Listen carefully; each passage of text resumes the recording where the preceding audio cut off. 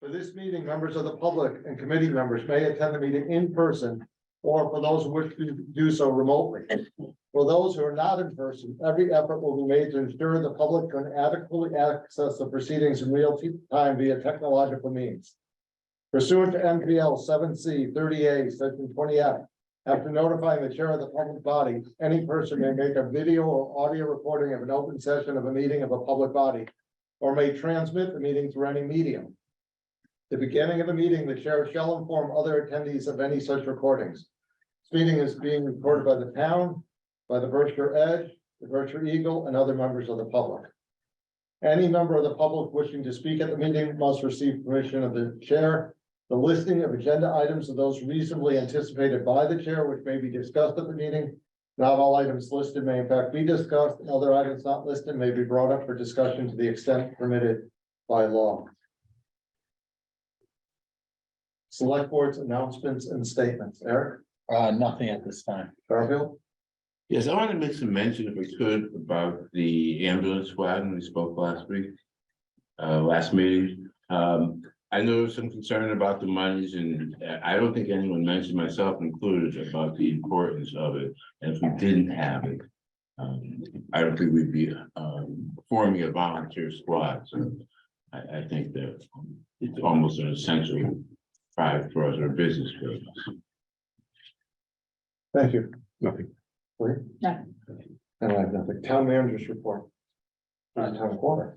Yeah, just one quick update for this evening. So on February 14th, I mailed a letter to DEP on behalf of this board requesting that they hold Housatonic Waterworks to a higher standard. We received a response to that letter, and both letters are posted.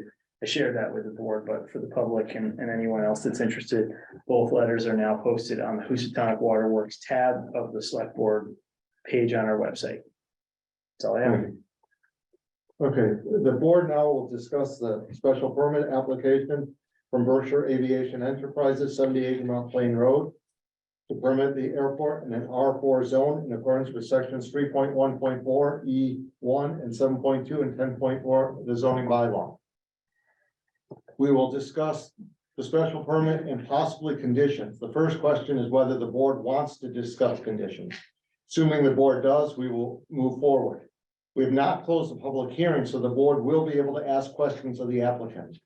There will be no more public comment. The board will discuss the conditions and any concerns they have with the special permit.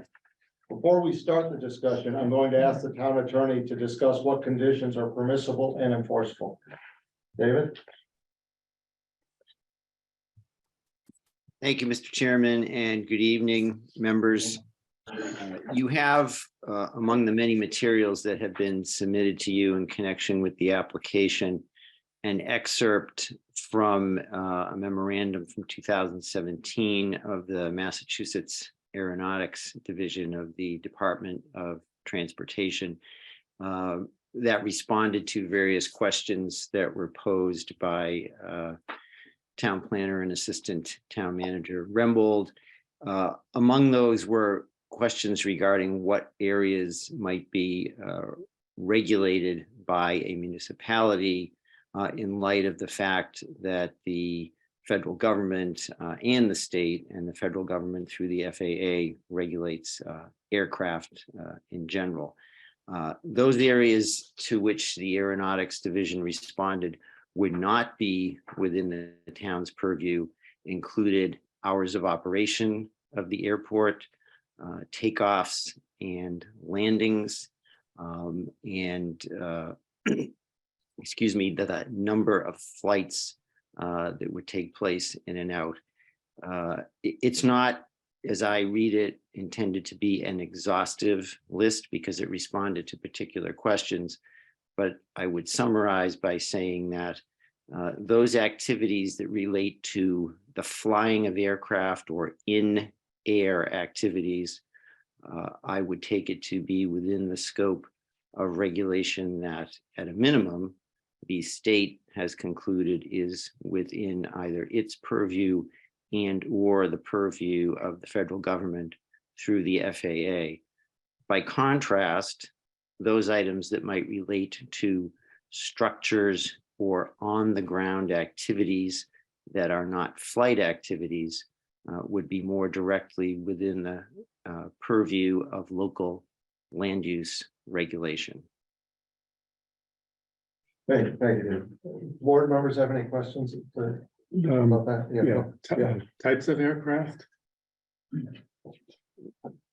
Pardon? You didn't mention types of aircraft. I assume that's also under the no category. Yes, I would construe that in the no category, yes. Anyone else? So if something that's been suggested is limiting the hours of the flight school, would, as long as the plane is on the ground, in other words, can we limit the hours of the flight school in the condition, or is that like? I would see that as somewhat of a mixed question, because that, or an element of that kind of question was responded to by the Aeronautics Division. And the response was that flight schools are regulated by the FAA. But for those activities that might be taking place on the ground, either a classroom activity or review of an aircraft that didn't have to do or did not involve a flight, I would see those as within the board's purview. Go ahead.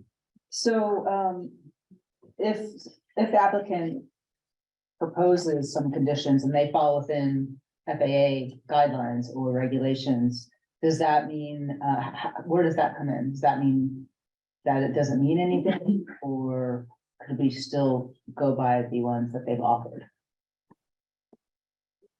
I think the issue there, through the chair, is that where there's a subject of regulation that is either expressly or arguably within federal or state jurisdiction, if there is a condition of a special permit that might be granted, there would always be the question in the future of an operator or user taking the position that, notwithstanding the condition and notwithstanding that it may have been offered as part of the application, it is ultimately preempted if the applicant or user might choose in the future not to want to follow it.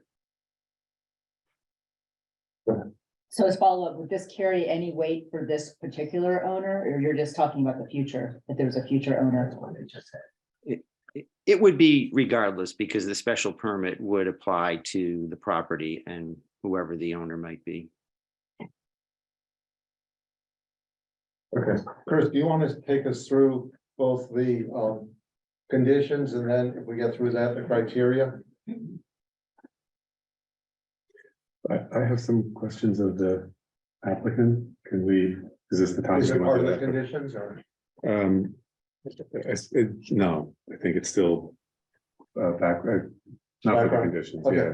So let's go ahead with that then. Should I start? Yeah, sure. I guess that's a condition related one, so hold on, sorry. No, it's okay. If it's part of the conditions. Let me just, if you don't mind, I'll ask No, them just all. go ahead. Mr. Egan had said to the Board of Health, what we're seeking is essentially what you see is what you get. You don't need a crystal ball to look into the future, as we do most times with the special permit. We're looking to essentially lock in place what we have at 70 Egremont Road. And the application says the applicant does not propose any new construction or other expansion of the current non-conforming use. Can we make that a condition?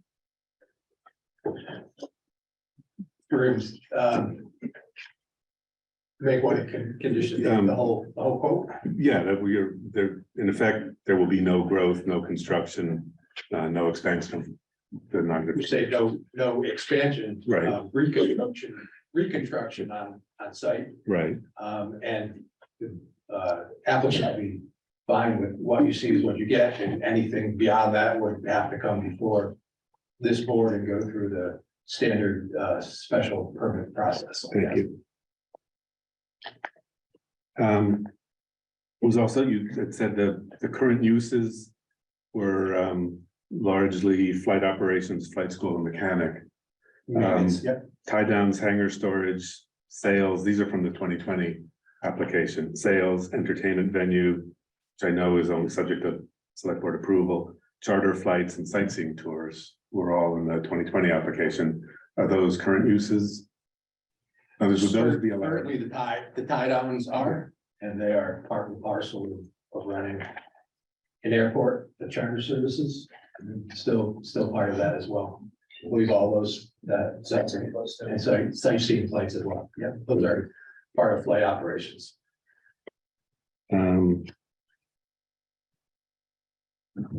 The number of annual flight operations, sort of keeping in mind the article on the Edge, I get the feeling you don't know. Is that correct? It's a factual statement to say that general aviation airports are not required to, nor do most count aircraft flight operation. And that's a function of staff and simply inability and not being required to do so. Any suggestion of obfuscation or any want to keep it under some type of a veil is patently false. Right. No, it's just that the numbers were all over the place. I assume it's not intentional, or I'm not suggesting it was intentional, No, but it sounds like you don't know how many flights. it's an unknown. That's right. Has it been getting busier? But we've heard both yes and no.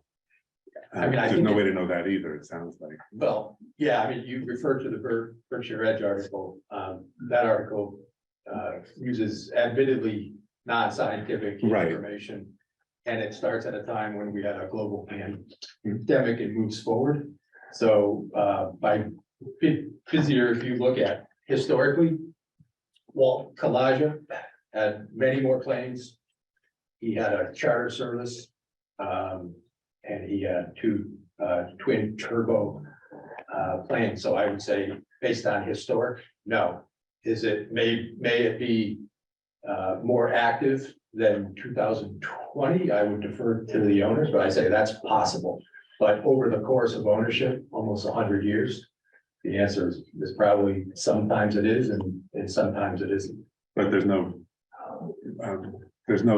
to back that up other than, Just a sense of the Right. folks who work there. okay, But based on the number of flight instructors, for example, there were many more in the past. You can only have so many flights, student flights, as you have instructors, I mean, only so many hours in the day. Walt had many more instructors historically than currently. that is one of my questions. How many flight students were there this past year and how many the past 3? The students are countable, right? Okay, is it no? Okay. I don't have that with me, but we Okay. can certainly get that to the board. Number of planes that are owned by Great Barrington residents and the number that are there. You break that down by Great Barrington owners, Great Barrington residents. Yeah, we can get that for you. The number of employees, full-time equivalent, Full-time or total? full-time equivalent. So if you have 2 half-times, counted as one. So we have 12 total. I would say 1, 2, 3, 4, 5 of them are full-time. Okay. And how many from Great Barrington?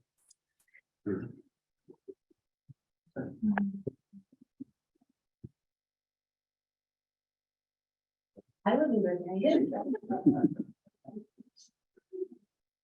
Then you talked about visitors coming and spending money. Are there any numbers on that? How many come? Sure, if you go to the 2019 Massachusetts Department of Transportation statewide airport economic impact report, that report attributes $5.2 million in economic impact. 56 jobs are attributable to Great Barrington Airport. Any idea how they figured out if they don't know how many flights are coming in? I don't know. Okay. I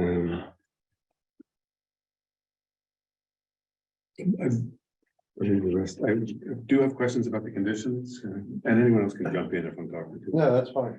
In- I think one of the things you talked about, the first thing you asked is a condition anyways, is Yeah. gonna be about expansion Right, and amount of property being used right now as opposed to in the future.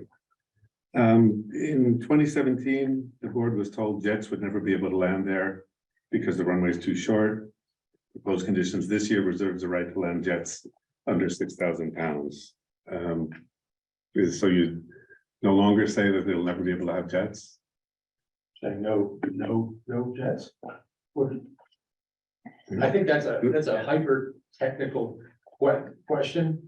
I'm not expert in aviation, so I would have to defer to the governor. But no jet aircraft will be landing there. Right, so I guess my question is, why was the proposal allowing jets under 6,000 pounds, which may not exist at this point? but- Right, and I think that's kind of what our thinking is that we're looking towards the future. There's no jet right now that can land it, basically Right. land at Barrington Airport. I guess that's the concern of the voters, is that someday there will be jets that can land there. Which I think we would all agree would be kind of unreasonably loud for a residential neighborhood. Right, Which they might or they might not, depending on advances in aviation, but if the board is concerned about making a condition. well, we can't make that condition anyway. Well, I would respectfully through the chair, I disagree with town council, and I'd like the ability to brief that. There's a concept called judicial estoppel, which is well established and was discussed with the Chief Justice of the Land Court. And that stands for the proposition that if somebody voluntarily subjects themselves to a condition, any condition, and then goes back and says, no, we were just kidding. They're stopped. Estoppel means you can't argue one thing in front of this board and then come back and argue another thing. So I would respectfully disagree with town council on that point. And again, I would appreciate the ability to brief that for town council. Is the gas pump still available 24/7? You go in the airport's on staff? And the answer was yes. Yeah. People who are, no, Oh, right. And where's the automobile gasoline store? You still have a pump for, no, okay, Tank was removed in 2017. so there's no, that's not, okay, the only pump is the. They have gas. Liability insurance. Or if there's a leak. Or other, Yeah, we're fully insured for but any possible situation. Historically, there was a question as to whether the state has a fund for underground storage tank leaks. And there was a question as to whether the airport was included in that fund. And it was informed that it was, and it went out and purchased the appropriate insurance.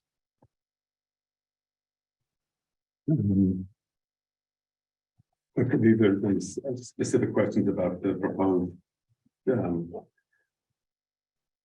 Is a new student solo an unusual thing? I'm not sure what that is. You reserve the right to do that. What's the nature of the? I think, I don't have the proposed, because probably have them, the proposed.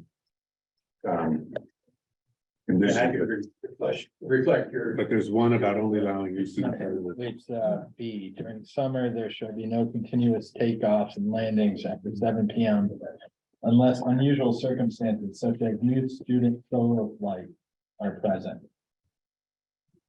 Under hours of operation, number B, or letter B, sorry. Yeah, that would happen very, very seldomly. I mean, it'd have to be calm winds, good, clear afternoon, and only strictly because like during the daytime, if we were slightly busy or anything else would arise, that time is set aside if needed for a student solo. so if we were able to say, no continuous takeoff and landing after 7, period. That would not be totally detrimental to business. No is the answer. No. Thank you. Well, we can't say that. But depends on That's still- what lawyer yeah, you go right. to. Right. No helicopter flight school, but heliport would be okay, or helicopter tours. Under your proposal. In other words, could we say no helicopter? No helicopter tours. We don't anticipate any helicopters flight training, flight school. Helicopters are coming in because the Lifestar, and there's also corporate helicopters that come in and out and drop off passengers as a regular charter at the airport. But we will not do any training as a flight school. Or sightseeing. Or sightseeing as a way of making money.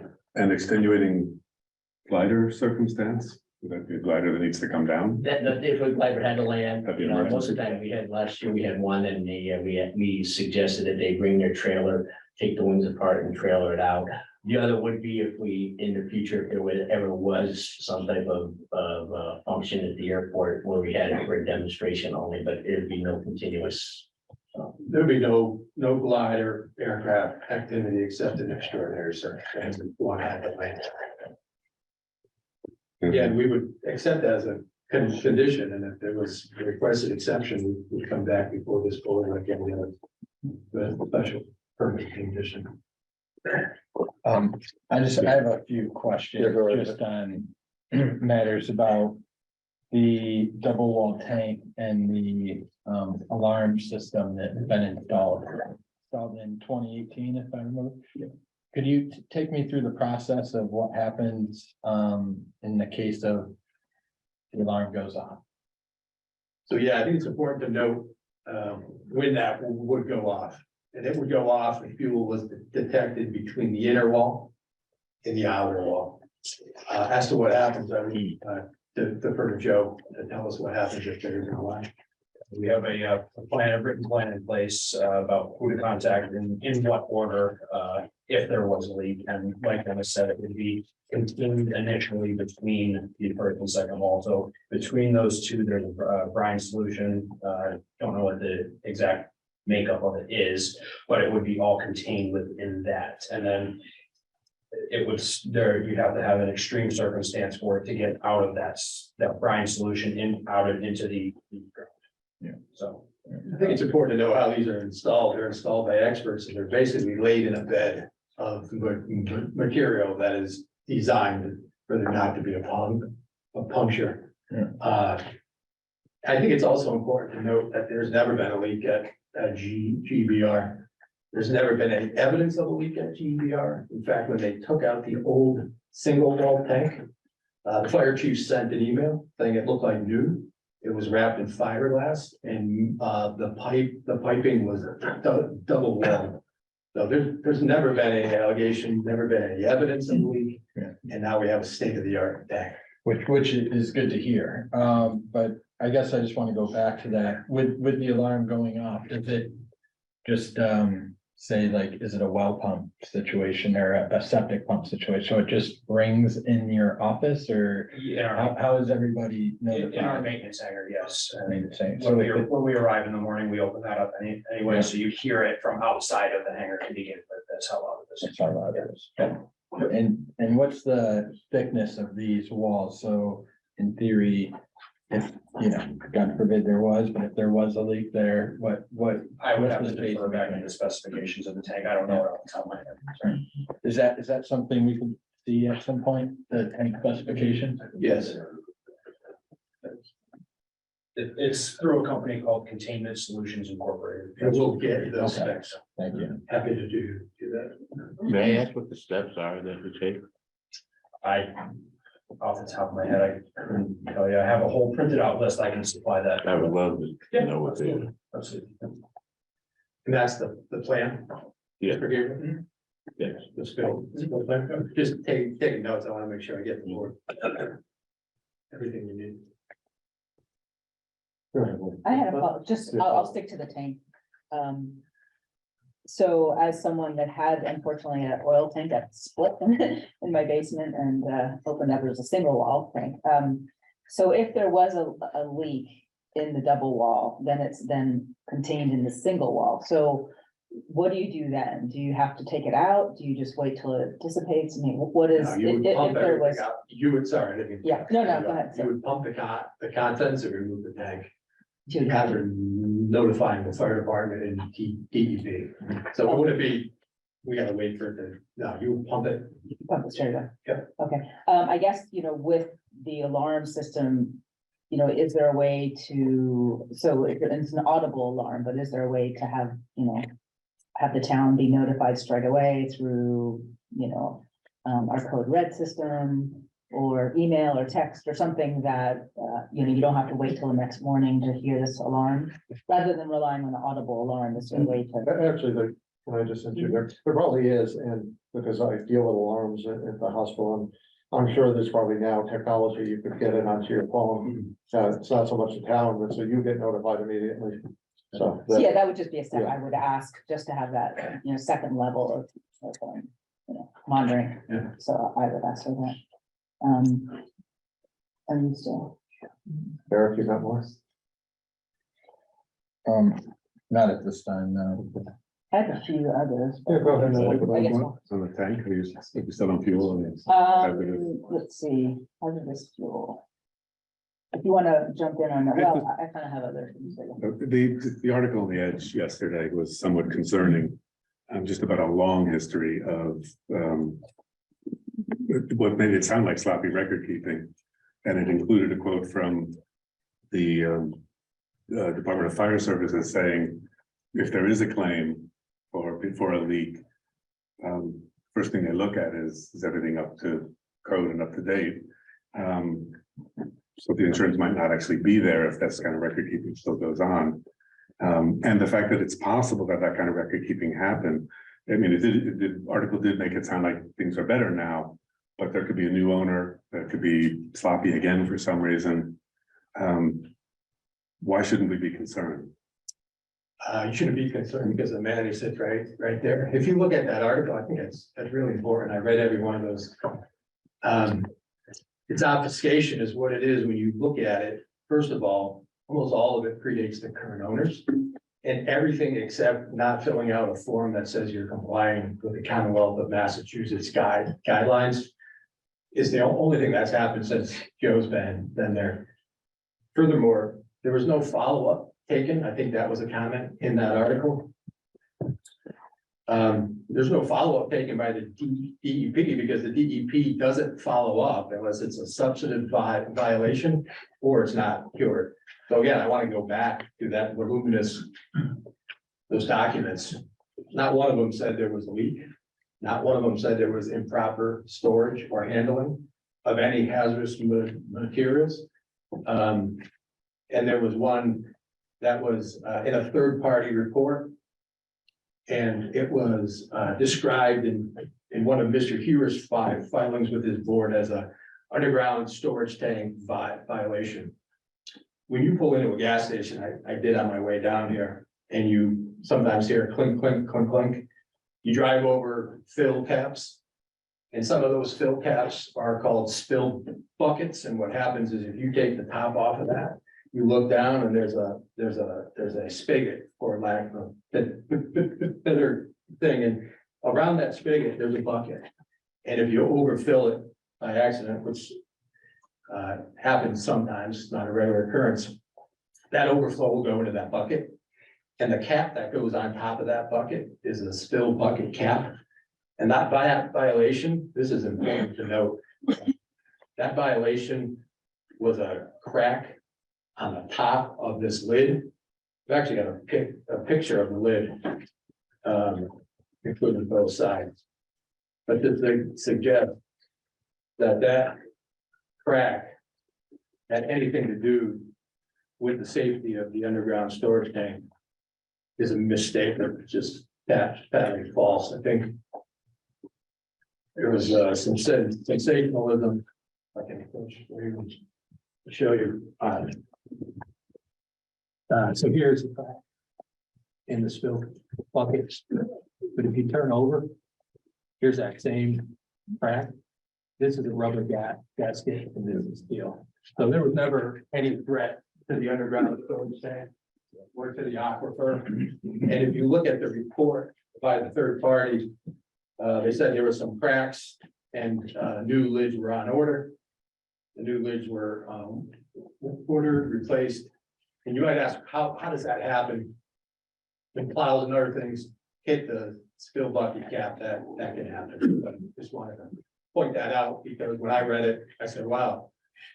And then I educated myself and I said, trying to confuse in my mind. Several of the things I mentioned though were just outperforming tests as they're Record required. keeping. Well, there was no record keeping of that test. There wasn't any indication that they weren't done.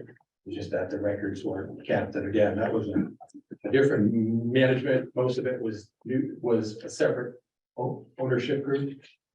And I think it's very important to note that there have been nothing on record since Joe took over, and everybody's trained, Rick is becoming trained. And to the question of how do we know it's not gonna happen in the future? We're gonna ensure that properly staffed and that record keeping is kept up to date. And you know, you could ask that of any gas station, and how do we know it's regulated? The DEP has not determined that there's been any non-compliance since 2018. So the full tank test and all that, that's happening regularly Yeah, now, that's a- monthly, as it was saying. We'll monitor it every day, yeah. With the new tank, it's not the same as it was. There was actually a dipstick in the old tank. Yeah. Dip it in, gauge how much was in there. Yeah. With the new technology, there's ways to do it without actually Yeah. having to do that. Please go ahead. Thank you. So one of the questions I had was going back to Ed's question about expansion, and you stated that you see what you get. And seeing that the airport is on 92.5 acres of land, are we safely to say that, you know, if we were to take this locus map and say, okay, we're gonna, you know, keep to this, this is what we would see from you, like, there's not gonna be, you know, additional runways, there's not gonna be additional buildings. But when you say, you know, building structures, are you saying that as long as it keeps in the same footprint, it won't expand, or you can go up, or can you kind of really, you know, give us a little more detail about your comment, you know, you see what you get? Sure. So the first question is a very good question. And the answer is an unequivocal no. The airport will not expand beyond its current footprint. When we file the application, we say the application applies to parcels A, B, and C, just giving you an example. Including runways? Yes, you Okay, can, but the answer is no. The answer is it will So that not will- expand. okay. Yeah. Does that include fencing and? Are you talking about, excuse me, Ms. Davis, I want to make sure I don't. Mhm. You can't lengthen the runway because of steep crossroads, so there's Mhm, no, mhm. the runway will not be lengthened. Okay, so there's no additional runway, there's no plans for additional roads? There's no taxiways, I don't know, but runways, lengthening runways, no, we're stuck with what we have there. Okay, you know, I guess want to hone in on to see what you get. So, you know, within this footprint that you're there. Yep. Are we talking, you know, so I would like to kind of, if this is a condition, if we're going this direction, I would kind of like to see, you know, the locus map Yep. and be able to make sure that we're seeing the same thing and we're hearing the same thing and we're in agreement. Yeah, I just want to be clear because I know the reputation attorneys have and sometimes well deserved. I'm not trying to play hide the ball. There's a question asked, I just have to be super specific. Yeah. But when I said, I think some of the first words out of my mouth when I got up before this board is what you see is what you get. Absolutely. And if the board wants to drill down into that and ask specific questions, we're happy to answer those questions. We're not interested in restaurants or industrial parks or any of those things that have been brought up historically. What you see is what you get. And anything else beyond that, despite what some would have you believe is illegal, if there's a condition, and we would have to come before the board like anyone else. So this idea of uncontrolled expansion is a scare tactic. This board has the right to condition this in a thoughtful and reasonable way to ensure that there's no uncontrolled expansion.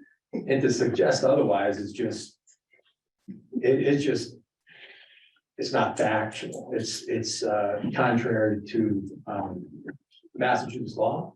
And I know this board will put conditions that it thinks are reasonable to ensure that there's no uncontrolled expansion. So I noticed that the voluntary conditions that you offered, there's anything doing with the environment is not listed. So, you know, in terms of, you know, more compliance or more oversight or additional monitoring.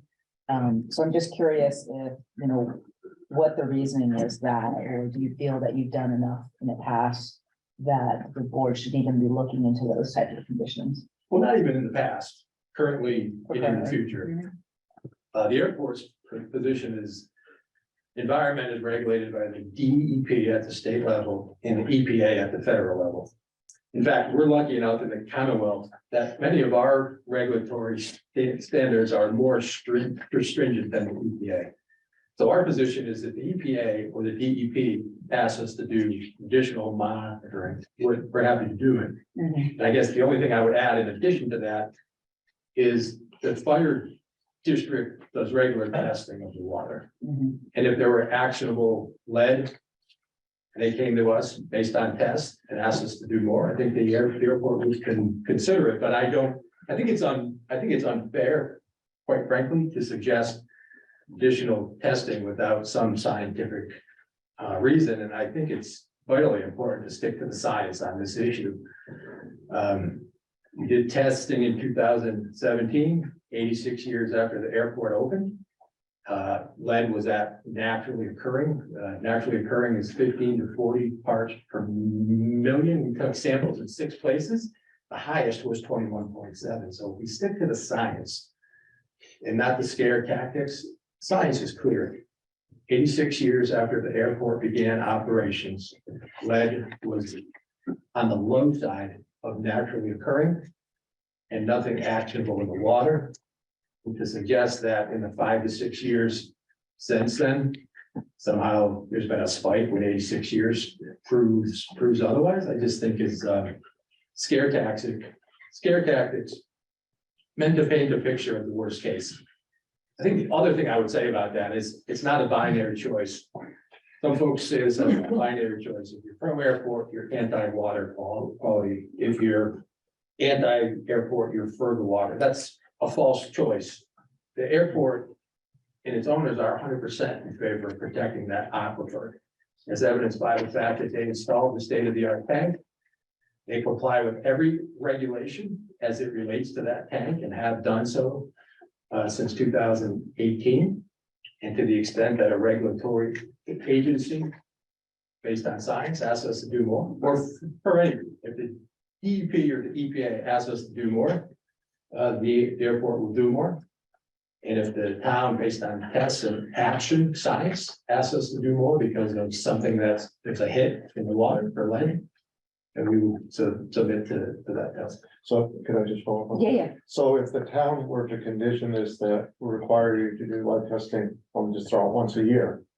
Because what you're saying is, if there were some reason for us to believe that there was lead in the soil, then you would do whatever it takes to make sure that doesn't happen. We wouldn't know that if we didn't do testing on a somewhat occasional basis. So, No, that's true, but first of all, the answer to the question is I would consider that with the client, speak to the client, get back to you, 100%, end of story. Yeah. But just getting back to why it would be done with respect, I'm not suggesting it's not a good question, but again, 86 years of operation on the low end of naturally occurring lead. 5 to 6 years after, we have no reason to suggest otherwise. In fact, the water testing on a regular basis shows no actionable lead. But that said, if this board sought that as a condition or seeks that as a condition, I would discuss it with the airport owners and we get back to the board. thank you. So I guess, I'm not really clear on, I know that there are, federal and state regulations that have strict oversight of environmental issues.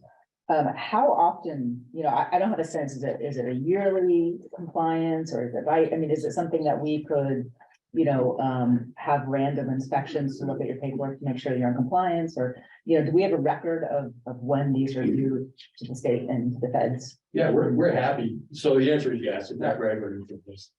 And we're happy to share those with the town when we share them with the state. So there's a couple things going on. It's a very small quantity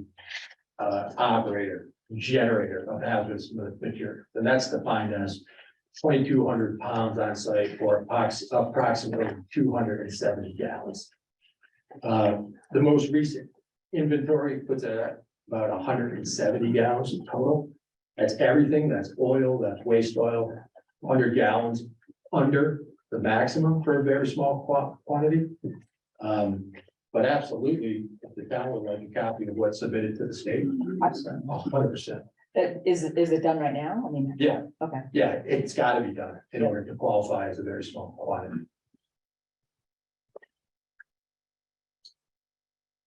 Anyone else before we start going through? I have questions for our attorney. David? Let me make sure it's there it is. Go ahead. So I guess I want to ask you what's about your opinion about what's legal with respect to expansion. In other words, once we give a permit to an airport that has airplane storage, are hangars by right? Could you rephrase that? If we You're talking grant the about permit. ground area? Yeah, they currently, airplane storage, I assume, is ancillary to what an airport does, and it's something they're already doing. So if we give them this permit, can they then by right, but whether they say they will or not, can they by right put up hangars? Or increase the tie down to all 92 acres or? Those on the ground activities and the area that is devoted or dedicated to the airport use and structures, in my view, those are subject matters that are available to the board for conditions. So we can limit the number of planes that are housed at the airport. The placement on the ground and not related to the flying, if you will. And I think the Okay. question would then have to be, what is the documentation of the number that exists? And then I would ask, and I don't know whether limiting the area serves the same purpose. Right. Yeah. It sounds like we can do. Yeah. And by limiting, I just mean not expanding. there's not applying under the Water Quality Protection Overlay District, which last time you felt they needed to. Do they this time? The application in 2020 implicated the groundwater protection on account of the proposal at that time for the new structures or buildings being the hangars. And that did trigger the additional special permit requirement. But since that's not a part of this proposal, that's the reason that is not implicated. It triggered it because you felt even slightly more, by storing a little more fuel in there, just slightly more triggered it, correct? It was really more particular to the actual construction that was proposed. I thought it wasn't the footprint, it was the more storage, more the oil in there, no? That was incident to the building. It was really related to the fact that there would be the additional buildings.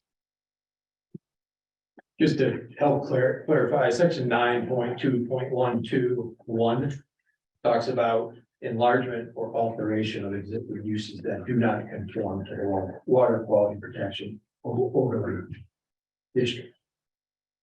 The reason why it's our position that we're exempt is because there's no new construction, and also because we're a very small quantity generator, we're not changing that. So this is a general question I may ask you, David, several times. What's in court right now is in effect saying a lot of what they are doing isn't permitted. And if it's never been permitted, aren't we permitting it now? In other words, the definition of now of existing, I guess, is my question. So if they are, if there was never a permit to build a runway, doesn't the length of the runway become part of this permit? Since we're, it's not determined that that's legally grandfathered. Does that make sense? If I can try to collect, because there are a lot of pieces of this, but the essence of the appeal that's pending with respect to the Zoning Board of Appeals decision is that the plaintiffs assert that the current use exceeds what would be protected by virtue of non-conforming use status. If you were to grant a special permit, that special permit would define what is permitted at the property within the particulars of the permit's scope and its conditions.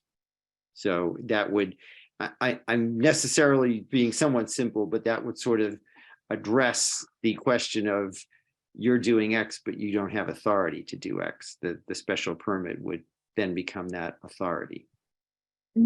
Right, in that case, I guess that's my question, is we're giving them authority they don't already have, because there's no permit yet. So, right, everything that we're saying is not a change in the water quality bylaw, comes in, that's already there, comes into play. We're giving a permit for it. Right. So assuming there's impervious of 15%, which I know there isn't, but it's just an easy example. That's never been permitted. All of a sudden, we're permitting more than 15%. Doesn't that trigger it? And we're not in this case, so that's hypothetical. And I could go through the uses. Does that make sense? I don't believe you're being asked to approve something that would be a trigger under water quality protection, but you are being asked to approve what currently exists on the property and the associated activities as they're being presented to you. In other words, through the chair, if I might, water quality protection order district was adopted well after the airport use came into being in 1931, and then so therefore uses in being at that point when it was adopted were more or less grandfathered in, and that's why any expansion. Okay. Did you have? I have more.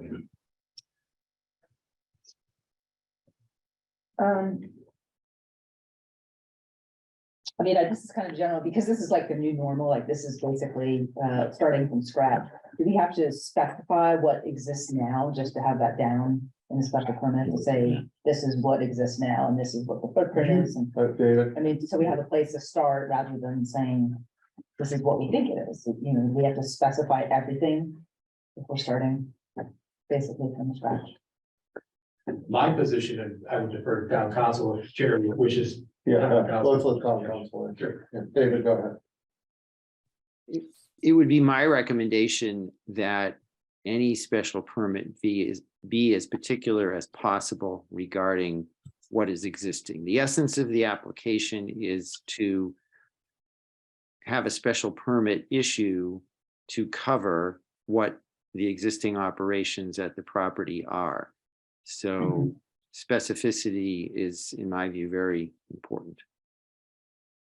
So with that, so we're talking plans, we're talking buildings. I mean, we really need a lot of specifics now. I mean, what we have in front of us right now, I don't think is sufficient. So am I correct that if this moves ahead, we actually need to specify what exists now? And does that include environmental and, all these other pieces that are not included in the special permit application?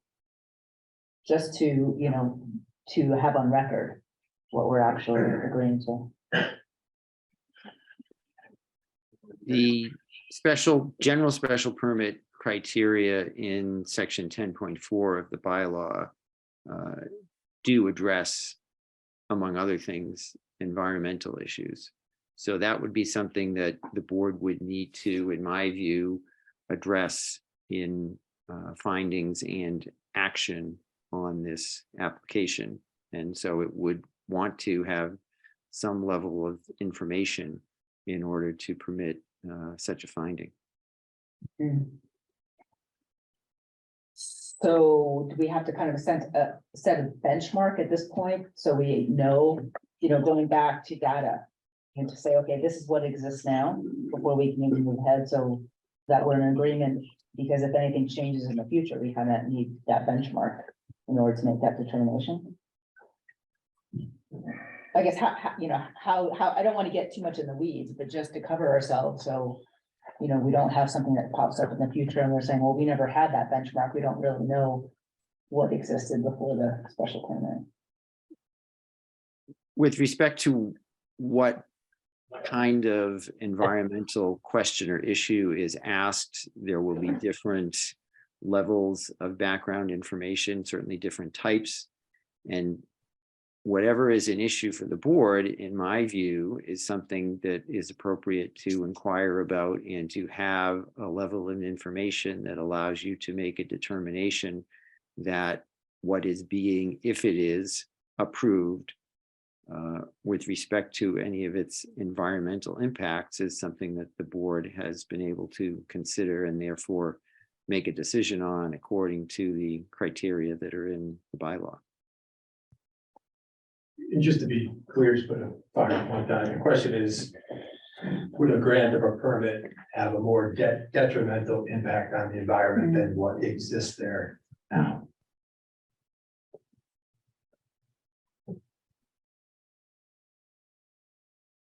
Okay. And this is also for David, because we've heard from, or we didn't get, the planning board heard from Mr. Egan that the current challenge to the town, the legal challenge, seeks to shut down the airport. Twice he said that to the planning board, and the plaintiff's attorneys say that's not the case. So if, my understanding is if the plaintiffs are successful and the town is not enforcing its zoning and are forced to, some things the airport is doing they wouldn't be able to do. And I'll use, like, if there was never permitted and it wasn't an initial pre-existing use, the flight school, if that is deemed to not be allowed, couldn't they come to us and ask for a permit to do the flight school as a pre-existing non-conforming expansion? The result of the pending litigation as to what would be the scope of a permissible use, if the court determines that the present scope exceeds that, is something that no one would know until we actually got to that point, if the case runs to its end. I think as a general proposition, putting this special permit application aside, as would be the same for any owner of a property that is a non-conforming use, there could be an application made for alteration or modification of that use, but that would go to the Zoning Board of Appeals. Just to clarify through the chair, the plaintiff's prayer for relief in their verified complaint. I couldn't get a quote from that. This was in the filing that I submitted on Friday, March 10th. He enjoin the airport from utilizing any post 1932 buildings for airport purposes without first obtaining from both the zoning board under section 1.4 of the bylaw and from the select board under sections 3.14 and 7.2 of the bylaw. So what it's saying is turn the clock back to 1932. I don't know how you read that any differently than that. And then the remedy, if they're successful, this is important. This goes to the crux of why we're standing in the room. And then, so turn the clock back to 1932 and then have us apply for exactly what we're applying for. Except the town will have spent a lot more of its funds. The owner will have spent a lot more of its funds and taken years to get through it. And so we're saying, fine, if that's what you want us to do, at the end of the day, if what you want us to do is apply for the permit. Right. Here we are. Sorry. Here's the The application. difference between that and what we're doing right now is that would take it one by one, the expansion, as opposed to saying, start at this arbitrary date, which is today, and say, this is okay. So in other words, you would still have the ability to come and say, look, a flight school wouldn't be that bad. And we could say, well, it depends on the hours. The neighbors hate it on Sundays. We've had several people complain about that, right? We would be able to do it on a case by case. I guess what I'm saying is, worst case scenario, you lose completely, or we lose completely in court. We can still operate as an airport. We can still add all the things you're doing now if we wanted. We would just have to make that decision to do it as opposed to it just happening without that. Yeah, that's a theoretical, because what would happen is what has happened historically, every time this applicant has come before this board or the ZBA, which is fight us on it. If it's granted, appeal it. If it's not granted, we appeal it. In the meantime, it's 1932. There's one hangar. It's an onion field. And an applicant is left to try and make ends meet. That's not gonna happen. So from a theoretical perspective, that can happen. But as I said last time I was before this board, if this plaintiff is successful in the land court, the clock is being turned back. It says right here, enjoying the airport from utilizing any post 1932 buildings for airport purposes. That's just a fancier way of saying turn the clock back. It's the same thing. You can read it for yourself. From a practical perspective, we turn the clock back to 1932. By the time we even get granted our first permit, if we get granted, the airport ceases to exist because there's no way for it to make any money. So it's a false choice in my mind from a practical perspective, and we've got the ability, and this board's got the authority to solve the problem now. We know what's there now. That's all we want. And this board has the ability to say, yep, we're gonna do an inventory. We're gonna determine exactly what is there. That's what can exist. So we also could say there are several things there we don't want to include in this, or we could dial it back. Okay, Good. Yeah. another question for David, 7.2. I think it's your opinion that it applies. That's correct. The memorandum I previously submitted before the first hearing addresses that. So I guess I have a question about the your advice that we rewrite 7.2 or reinterpret 7.2.1.1, which says the airport can not be objectionable to people nearby. You changed to not more objectionable than now. I have two questions. If I were an applicant, I would land helicopters every 30 seconds for 2 weeks and then drop off my application. Right? How do we define now? It's the same question I had before. If we define now as today, it ignores the fact that people have testified that it's gotten busier over the last 2 years, and why don't they wait another year?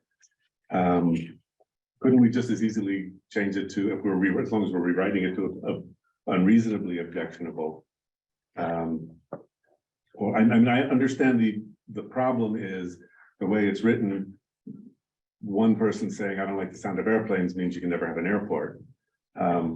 But couldn't we fix that with unreasonably objectionable? Assuming we even have the ability to reinterpret what town meeting has said. I have offered what I think is a reasonable approach to the language in light of the fact that we are, in a certain sense, looking at a square peg and round hole situation because the activity already exists. And that is a singular element of this that typically is not part of an application for zoning relief. Please go ahead. So going back to data and, that we don't really have a sense of, how many flights are coming in and, some of the earlier questions. So that is something that will be provided. So we have a sense of where we are now versus any increase in flights or how. Flight operations, Yeah. it's not required at general aviation airports, and we don't do it. One of the ways, there's a few ways to look at expansion. One is how many flight instructors, full-time and part-time, were there historically, Mhm. and how many aircraft were used for the flight school. Okay. In other ways, how many gallons of aviation fuel were stored? There was 54,000 gallons historically. There's 20. And so one of the ways to judge Okay. historically, is there more now or is there more then? Well, there's far fewer planes used for flight school, and there are fewer flight instructors. So you can only have so many flights, student flights you're limited by the number of instructors. So historically, meaning 2020, or historically meaning since 1931 would be. would be the So question. anecdotal, people are saying, oh, there's, increase in flights, because I'm hearing it every, whatever, 2 minutes versus every 8 minutes. So that's, someone's perspective, but we don't really have a sense, is that true? Or, so so you're saying that we could use fuel instead, what could we use to kind of gauge whether this is actually, increase in flights over people's houses? Versus that there is no record keeping of that. Am I correct to say that? Yeah, there's no specific, it's not required at general aviation airports and Okay. general aviation airports in general don't treat it for staff wise, and there's a number of practical reasons why general aviation airports don't keep that information. I mean, I can certainly talk to the owners of the airport to see if there's. Yeah, no, I'm information just, or that. I'm not trying to make it more difficult. for No, you, no, but I'm you're- just trying to get a sense of valid- if we don't have a sense of how many planes are landing, and taking off. If there's not that data, then you're talking about, how much fuel's stored, we could use that.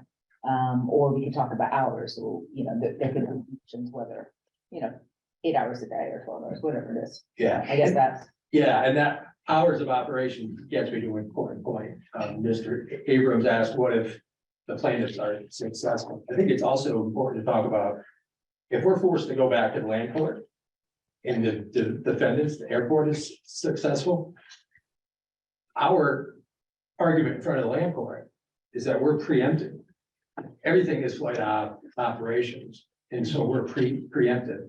And so we could do, the only people that can regulate us are the state or the federal government vis-a-vis the FAA and the Department of Transportation.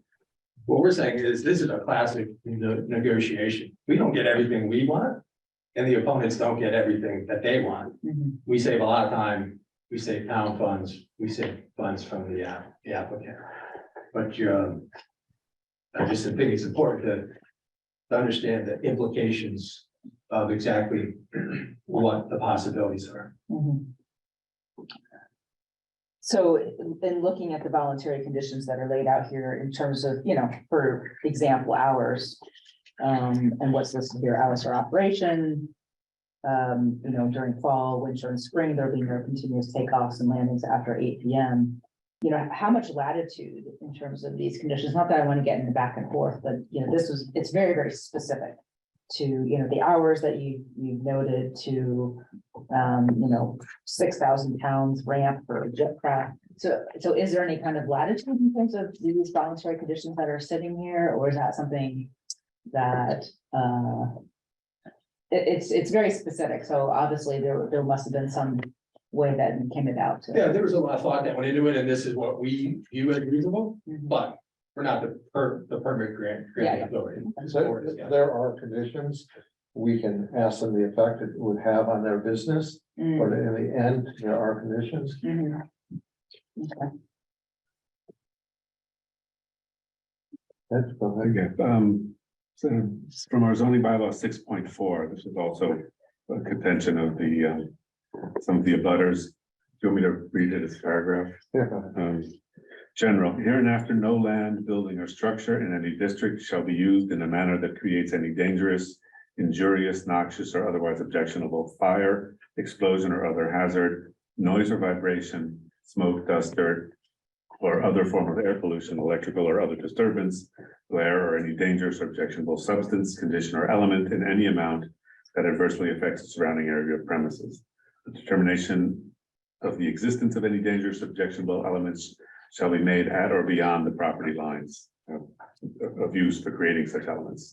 Now, here's the part I have a question about. Any use already established on the effective date of this bylaw shall not be altered or modified to conflict with or further conflict with these performance standards. So it's a question for David. Does that need to be part of our consideration? That provision is typical in a number of bylaws, at least the first part. And under the rules of reading a statute or a bylaw, you would interpret the document as a whole. So if there's a provision for a special permit or another approval of a particular use, you would look to that in particular with respect to the standards to be applied. The first part of that language is typically enforcement type language. In other words, for a use that is either permitted as of right or is permitted by virtue of a special permit or other zoning relief, that then becomes a standard beyond which it may not go.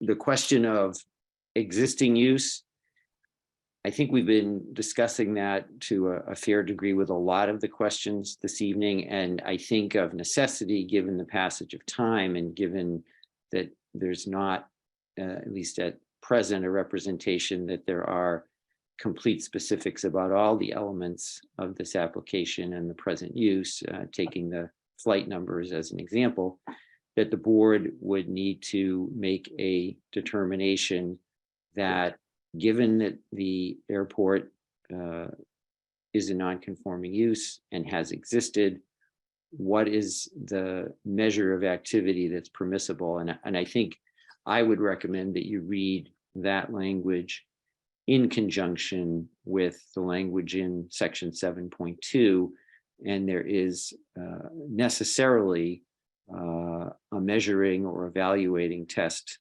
that the board would need to make as to whether the airport activity can comply. And I think another point to make, which has probably been either implicitly made or indirectly made, is that this special permit, the same as any other special permit under the law, is not something to which an applicant is entitled. And that's why the special permit granting authority does need to make determinations and judgments about whether particular standards are met. I think in this instance, the most applicable standards are those in section 7.1 and 2 and in section 10.4 regarding special permits in general. Just add to the noise issue and really the test of offensive airport noise is clearly preempted by federal statutory case law and regulation. So going back to the voluntary conditions that are here with the application, I'd like to go down, you've offered 6. So we're gonna go through the conditions. Oh, yeah. So I just wanted to see what exists now and what are voluntary that you're making these changes. So why don't we go through the conditions now, start in order that they presented to us. And we can ask the questions then. Oh, okay. Lost them, right? Page 3 on. Yeah, Yeah, I see it. basically. No, that's the wrong page 3.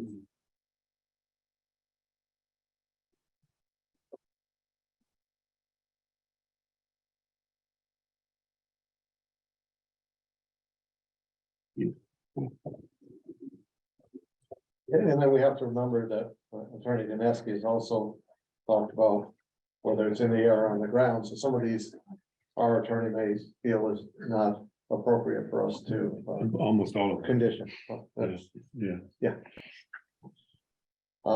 So the first one, Chris, do you want to take us through these? Or would you rather I do it? If you have them in front of you, Steve, it may be easier if you do it at your pace. Okay. I'm happy to, whatever you need to facilitate. No, I know you're taking notes, though. So the first is hours of operation, and there's A, B, C, and D. So. David, you have those in front of you? I don't have them immediately in front of me, but I can pull them up if you give me a Okay, because what I'm gonna ask is, I'll be glad to read these. But then we'll have to make a decision whether we can put conditions of these conditions that are legal. So I'll read these while you're looking it up. So hours of operation: A, during the fall, winter, and spring, there shall be no continuous takeoffs and landing after 8 p.m. B, during summer, there shall be no continuous takeoffs and landings after 7 p.m. unless unusual circumstances such as a new student solo flight are present. C, there shall be no unnecessary aircraft run-ups, before 8 a.m. D, on Sundays, there should be no continuous student takeoffs and landing before 9 a.m. So before we talk to the applicant about what exists now, is this something that, in your opinion, we can condition?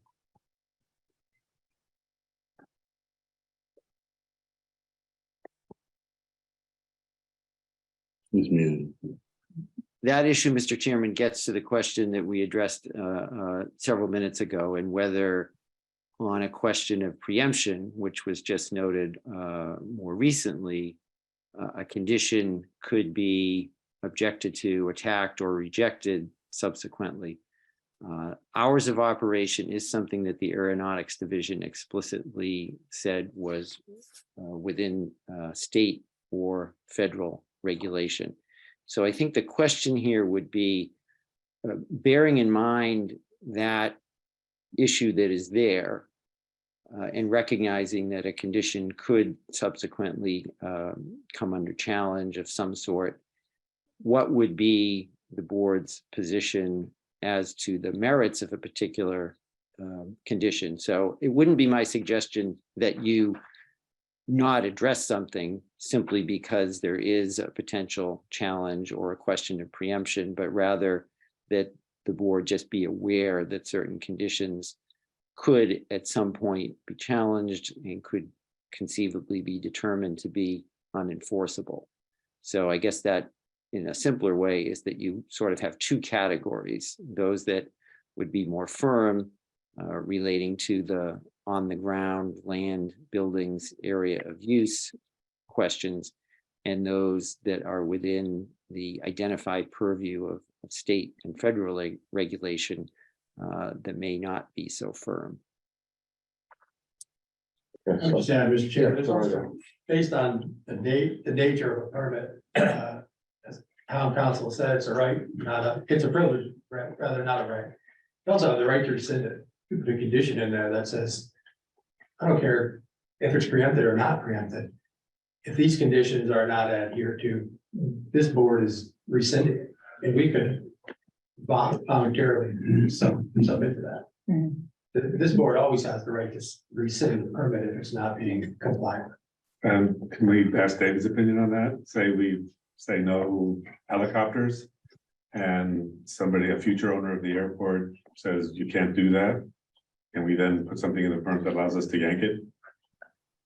While not telling them they can't have helicopters. On the issue of rescinding a special permit, it's my view that the law is not clear that a special permit granting authority would or always would have the right to do that. So Thank you. my view would be that it is more clearly the case that if a condition is not complied with, that becomes a basis for enforcement action, because the special permit, in essence, would become part of the zoning that's applicable to the property in question. And the other thing I would just say, this isn't my word, but this is a Chief Justice of the Land Court questioning Attorney Hewer on this concept of, we come here, we ask for the permit with these conditions, voluntarily submitting, and then the contention that we can say, aha, we tricked you, we're going to argue that we're not bound by them.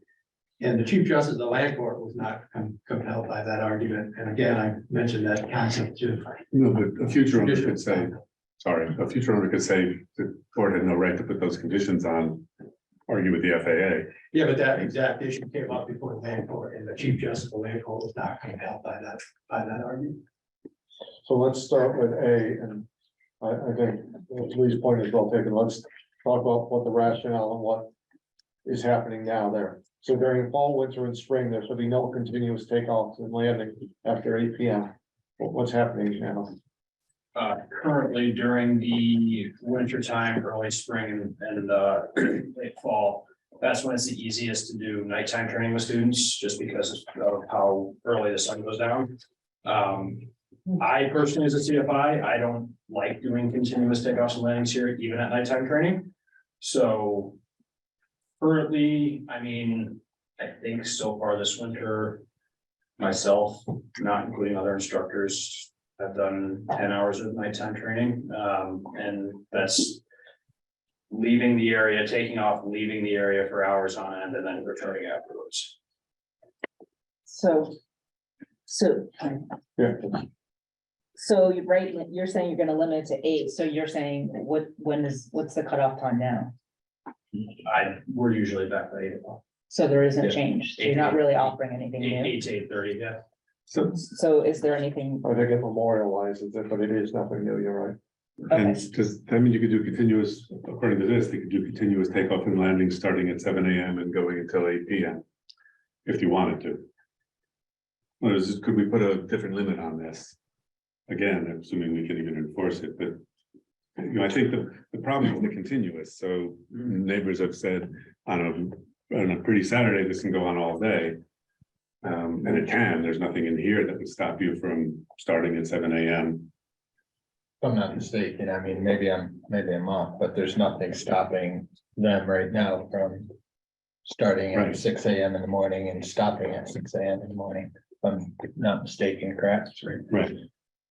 so I guess my point was, I was hoping that there was some change that you were offering. Rather than just saying this is how it is and it'll remain how it is, so that was my question, Steve, what's being offered now? Or are you saying there'll be no expansion? Is that really what you're saying? Yeah. So, But again, I mean, the board has the ability to come up with reasonable okay, conditions. so this is That's what- not. this is basically what. We're gonna like them. So, just to kind of skip down, is everything in your, in these voluntary submissions, are they existing, what exists now, or is there anything that you've changed? Or should we just keep going one by one? Let's go one by one. Okay. So, And just, So- I want to get, Yeah, go just, when you say 10 hours of nighttime training. What are we classifying as nighttime? 1 hour after the sunset. 1 hour after sunset.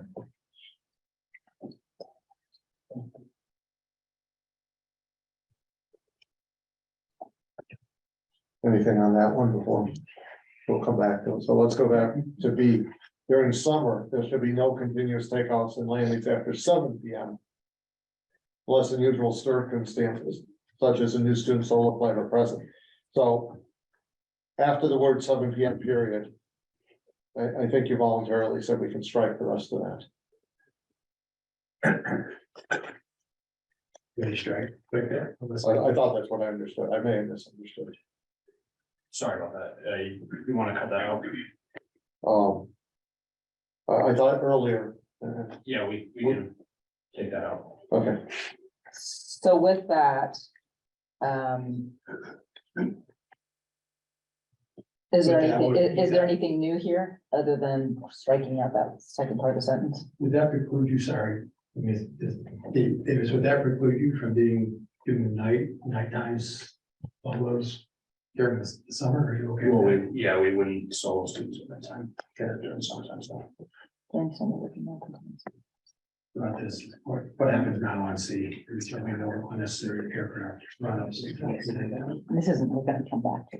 yeah, we'll come back. The only time we would do that is pretty much this time of year, late, again, most of these apply late fall to springtime, where if an aircraft is in a hangar on the other side of the field, we start it up to bring it over and we can limit that. So I guess my question is, right now in the summer, what time do you end? Are we still on? We're still on, Yeah, the- we haven't Oh, moved oh, that. oh, okay, Sorry. yeah. Normally, yeah, we're around 7, yeah. So there's no That even after 5 is stretch most days. Okay. Okay, well, let me ask a couple questions, just so our edification, just define continuous takeoffs. Continuous takeoffs Yeah. and landings is staying here at the airport, remaining in the traffic pattern, doing takeoffs and landings continuously. 3 or 4 or more, I would consider that as continuous. Can we go back to the night flying? Yeah. You said it's an hour after sunset. Mhm. In the That's- summertime, that that's leaves me. you no time, correct, for night flying. In the summer. Except in the summer. Yeah, in the summer, yeah. In the summer, there'd be none, If it was 7 o'clock. but that's still continuous. Oh, okay. Oh, so there is flying afterwards, just not continuous. Yeah, very rarely during the summertime, nighttime. Yeah, and it's 3 hours per student for nighttime requirement for them to get their private pilot's license. But they could do that in the fall, winter, or spring. Mhm. So if I'm hearing you correct. If we said during summer, there shall be no continuous takeoffs and landings, if we change that to after 5 PM, that would not affect your flight school. Considerably, because most of yours are done in fall, winter, and spring. Considerably, yeah. And I'm just hearing what the neighbors are saying, you know, and I understand, well, nighttime they're outside more. Different calls. Yeah. I'm the one dealing them. Okay.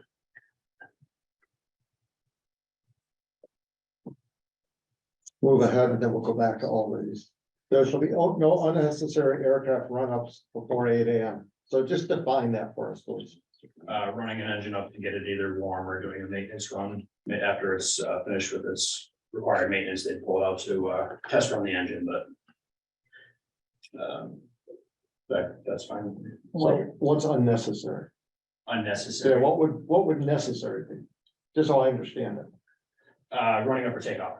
To run, doing an engine run up and then departing the airport. Okay. That's a necessary. That makes sense. Okay. Unnecessary is pulling it out of the hangar to warm it up.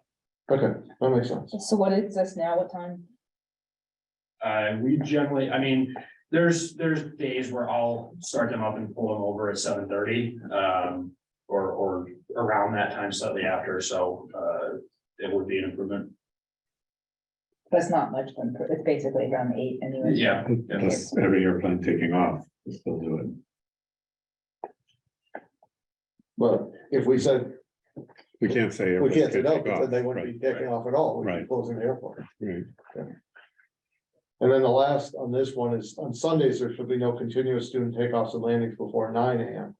And now I assume that's somewhat about what you're doing now. We've been trying to be as courteous as possible, so it does stick with kind of what we are doing now, yes.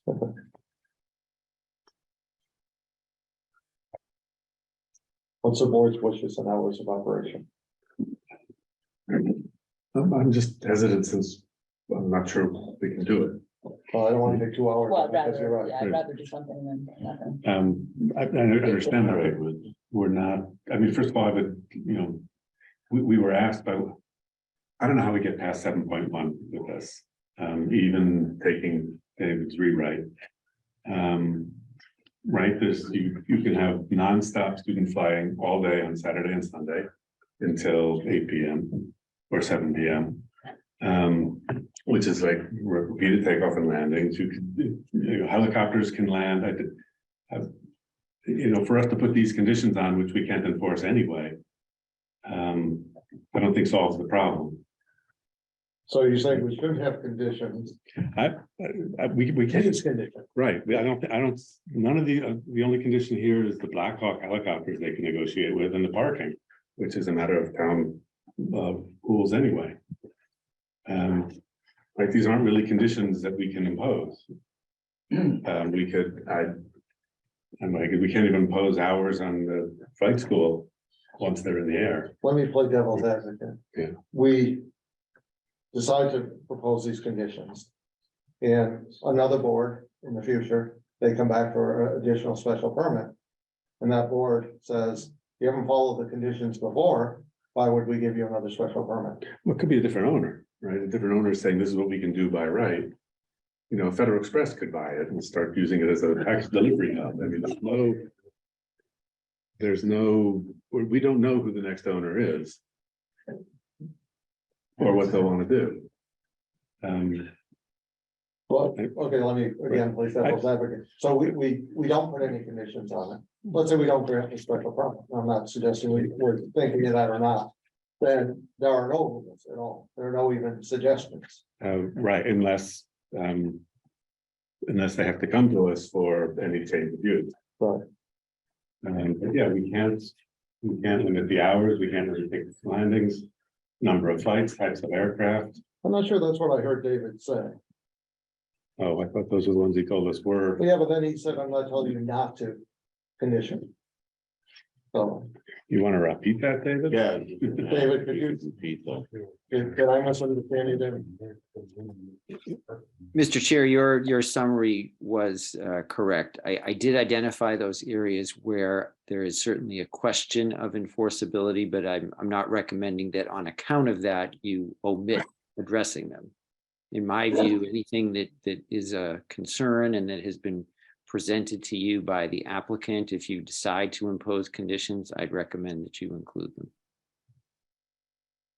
Through the chair, I'm interested in town council's interpretation of whether or not this board has the right to rescind an application if conditions that it set were not compliant.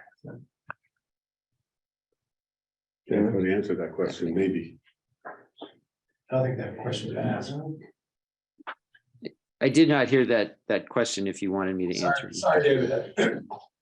I asked through the chair, I'd be interested in your opinion as to whether or not this board has the right to rescind a permit if conditions that placed on that permit were not complied with.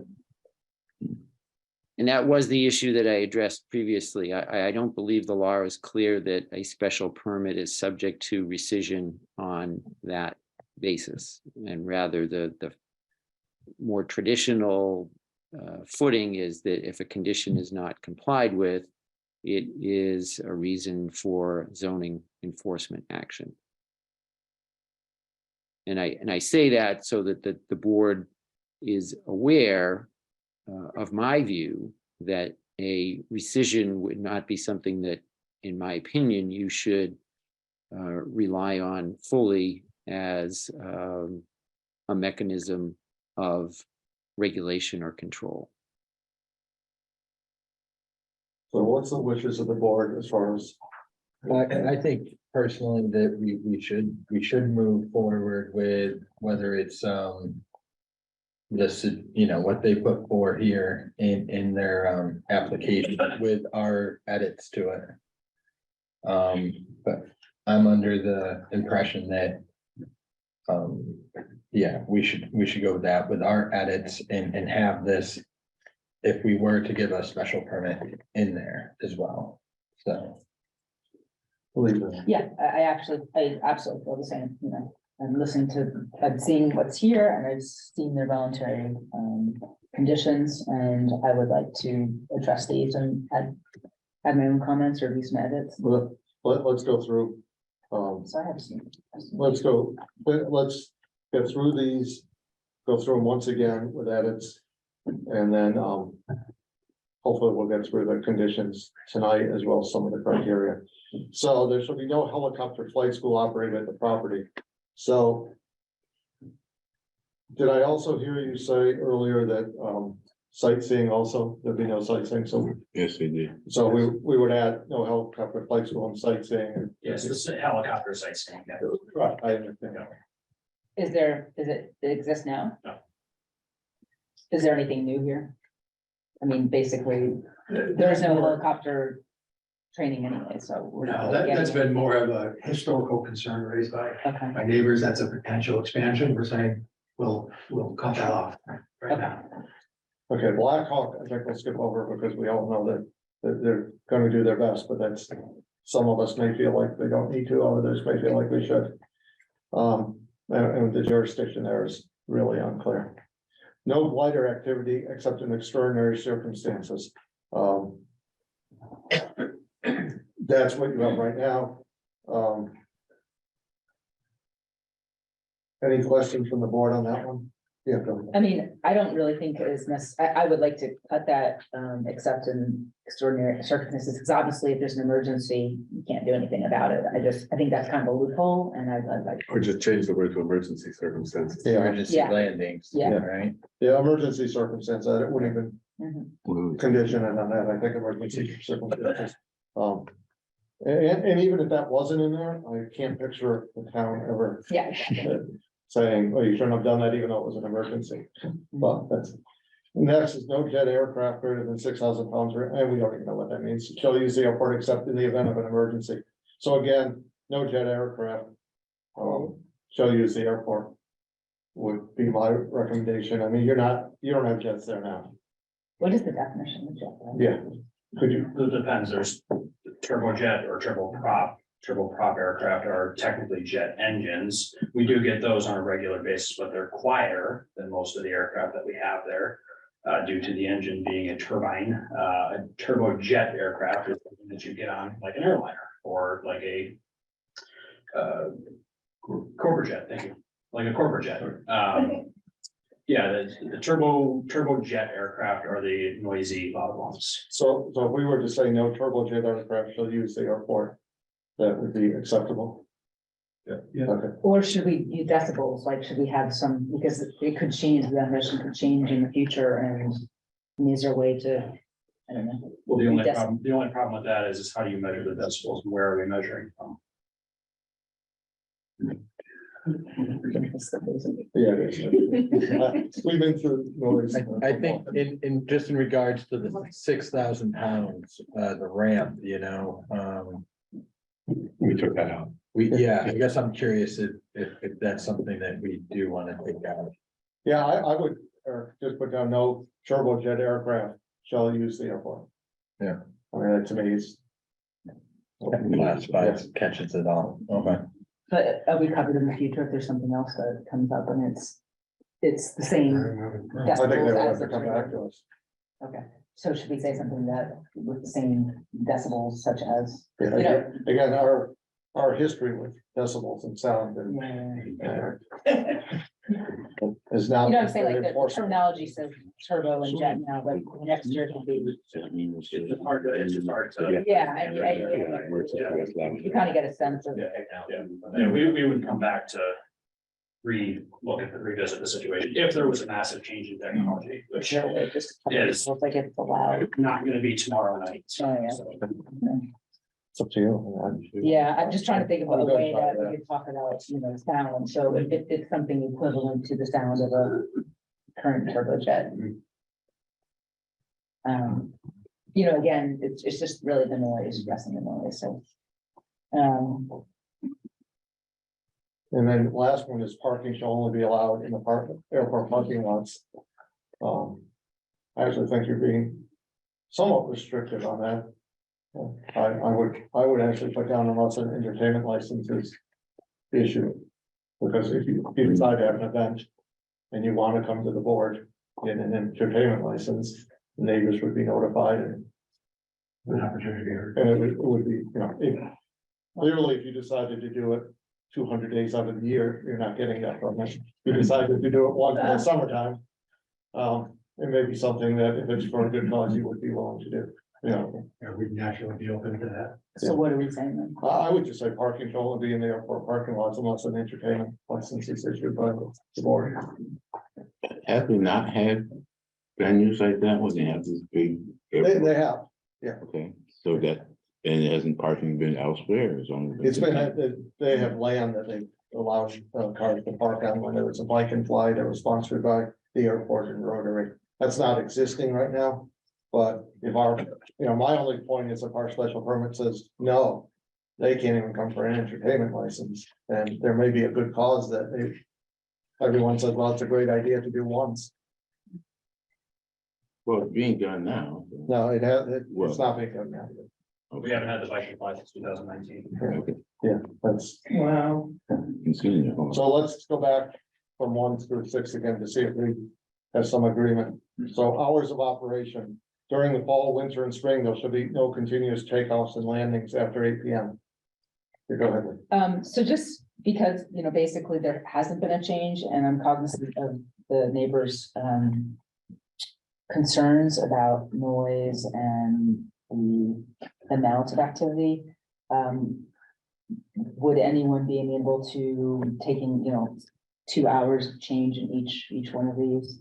So rather than it would be, and so instead of after 8 PM would be after 6 PM. B rather than, they'll be sure no continuous takeoffs and landings after 7 p.m. would be 5 p.m. and so forth. Shaving off 2 hours each, either direction. I'm, on a few of these, I don't know about all of them, but, the summertime, I would like to see that at, Yeah, I was thinking So across the board. let's do that, because I think we may have gotten an agreement on that. So let's do B first, just for this, we'll move things around. I thought I heard you say that 5 p.m. would be acceptable. Okay, so Isn't, well, you want to try earlier? And then- no, I was gonna jump to a different one. And then go Okay, to A. let's go to A. Yeah. Well, Steve, this is Chris. yes, Steve, this is Chris. The board may wish to further define, not just the end time, but the beginning time, and also define what is fall, winter, spring. Are we talking, just asking for specifics may be useful. Yeah, okay, thank you, Chris. So let's first go to A and then we'll talk about that. So 8 p.m. Would 6 p.m. be acceptable? Okay, now the question is for A and B. Since they both deal with continuous takeoff and landings. Let's first go the easy one. If we define summer, then we know what the other ones are. Memorial Day and Labor Day, no, From, yeah, that would be, be good. inclusive. okay, so Chris, we're gonna define summer as from Memorial Day to Labor Day. And the rest becomes obvious? inclusive, right? Yeah, inclusive. Starting time, that has been discussion. When do you typically year round start continuous takeoffs and landings right now? It could be 8 o'clock, but we're trying to be the best we possibly can be neighborhood wise, so we generally would be a little bit later. So year round, Yeah, yeah, so if we said 10 a.m. Would that be, Tends to be a little tight, yeah. Because we have students that, can only make it early in the morning. And now if they're getting ready to solo, and then when's it come at 9 o'clock? We got to be able to, we sold them at the Great Barrington Airport, no other airport. And if that's the only conditions, the time is good. I don't want, I'm cutting into the students really to learn how to fly. board comfortable with 9 a.m.? I'm comfortable. I don't think 8's so terrible, but 9 is fine.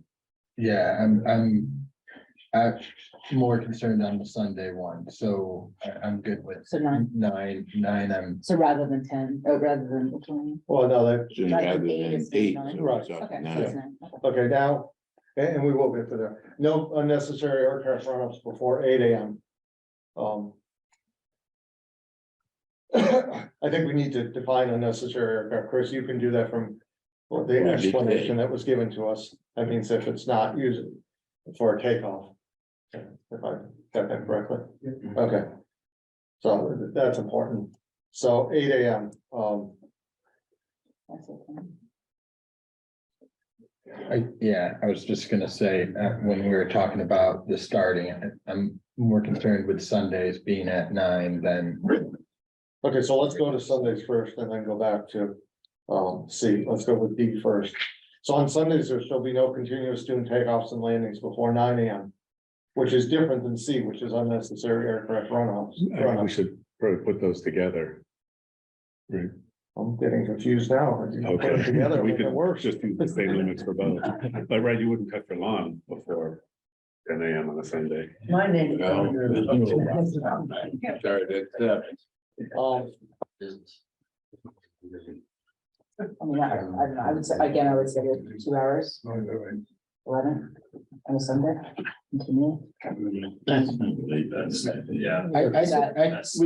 With the that today? Sundays, I guess it's just, and if we have it, it's 9 to 5, I could live with that. I mean, the way I'm kind of looking at it is Sundays usually my one day off, and I'm doing yard work and all that stuff at that time. So you're I saying feel- 9 a.m. is acceptable for I you. feel that 9 a.m. is acceptable. And then the end time would either be 5 or 6, depending on the time of year. Yeah, it Yeah. would be, Yeah. yes. Okay. Everyone okay with that? I think that makes I sense. still like 10. 9, Steve? C. I think we just have over there, that's all. And we can go back to it then. There are no unnecessary aircraft run-ups before 8 AM.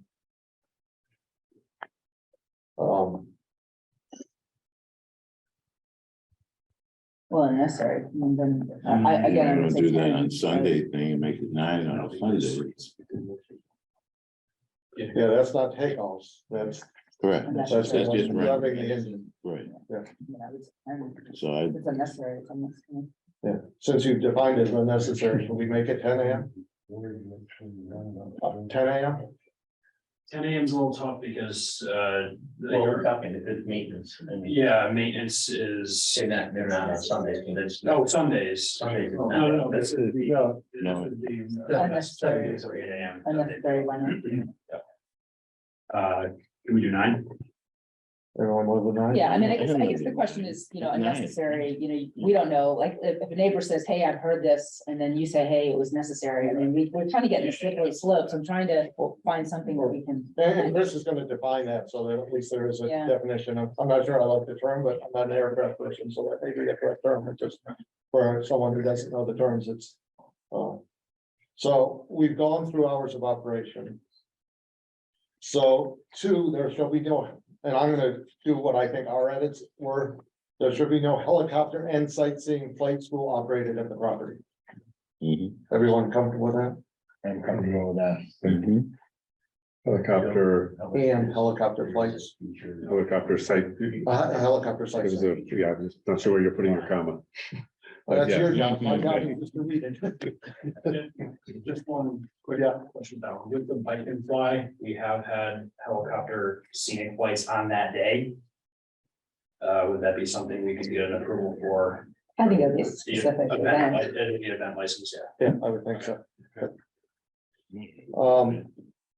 Does anybody want to touch the Black Hawk one? I think that's where to find. I think if the United States Army wants to practice at the airport, they're more than welcome to. I deal directly with the commander over at Westover in Albany, so I've had several conversations with him. I think some of us, you know, I understand if you're a neighbor that's pretty noisy and loud and they may consider obnoxious, but it's the other side of it is the United States Army. So. I'm not gonna tell you now. Yeah. Number 4, there should be no flight or aircraft activity except in emergency circumstances.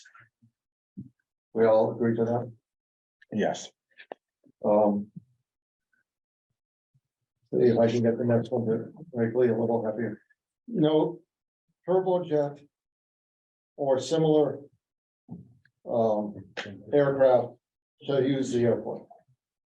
That way, if somebody invents one that's similar to a turbojet, makes, Right, the only turboprop aircraft. okay, you already said the turboprop is a lot, There, yes. because they're quiet. More sound. Yes. And Yeah, I however you would define understand, that, you know, the equivalent of the sound. Yeah, if we put, Chris, I'm sure can work something with the equivalent sound to figure that out. Looking really loud. And I parking think shall don't only have be to allowed, leave except in the event of emergency in. I wanna make sure we're. If you're not gonna be, well, we're putting it in the one above it, why wouldn't we put it in that one? I think you're right, Garfield. Either we take them out of all of them or put them in all of them. I think you'd have to put it in Yeah. because I agree. emergencies happen. Yep. Take it out. And then number 6, parking shall only be allowed in airport parking lots unless an entertainment license is granted by the select board. Can we limit the parking to what's currently the parking? Only parking shall only be allowed in current airport parking lots. Right. I think that's your intention, wasn't it? So we put down parking shall only be allowed in current airport parking lots, because that was your intention, right? Okay. Go ahead. Drones, I don't know much about drones, but drones are getting bigger and bigger. What's currently happening in terms of drones and? Whenever anyone flies one near the airport, they have to contact me directly and I have to approve it, whether it's most of the time, I mean. A lot of realtors use them and that they're staying treetop level and below. So that's not a problem to me, but if they're up 100 or 200, 300 feet, any within or close radius of the airport, then they have to notify me and I can either approve or deny it. So I guess, I mean, I would personally like some more information on drones and how much are being used and with, you know.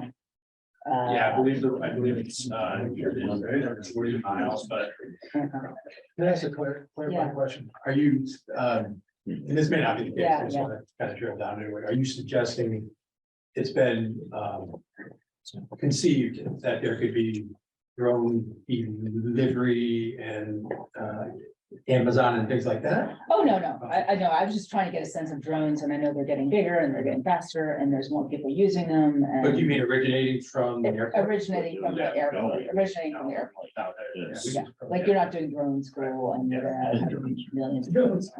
Exactly, doesn't make it very quiet. Okay, yeah, it's just some of them. Okay, we've gotten through that part. First, this I think is your, really what the criteria, the 6 criteria. Yeah, go ahead. Other conditions to propose? Okay, Can we go do ahead. that? Yeah, we can do I that. got a bunch, so let's see how they,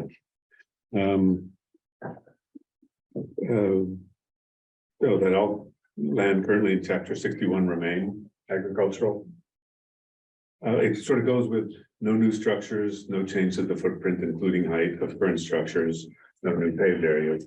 So what if we did, and I think we talked about this and we Right. should have. Wasn't proposed, is that the footprint of the airport shall remain the same, including use.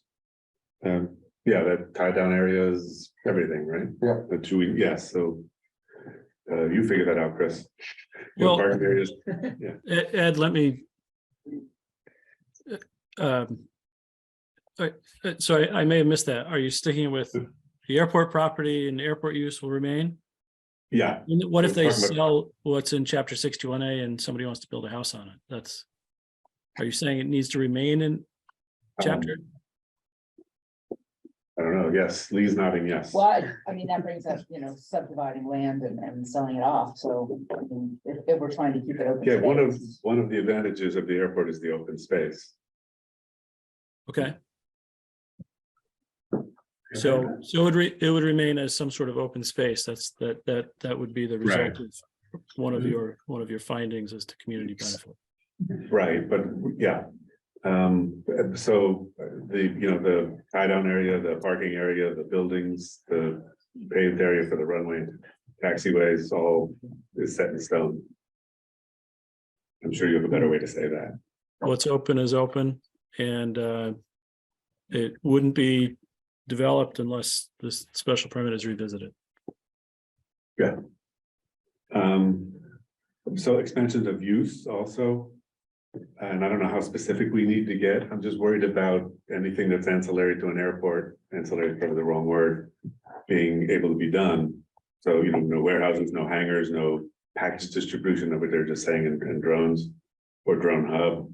I'm not sure what else. Helicopter, we've already dealt with helicopters. So let me try to make it simple. I would say- Oh. Yeah, no, go ahead. I was going to say a lot of those would have to do with land use, Right. the conditions, traffic and otherwise, and so those types of land use conditions would come out of your findings relative to traffic, safety, those sorts of things that the board can control. So I think it's reasonable to include those types of things.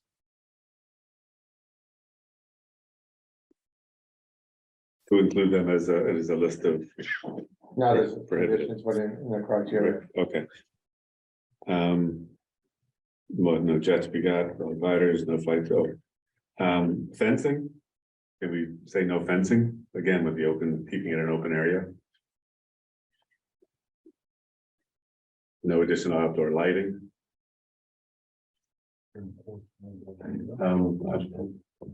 You guys got a nod. So Oh, yeah. so you know whether to write it I'm down. trying to place what we're trying to do. Yeah. that's So let's ask, fencing.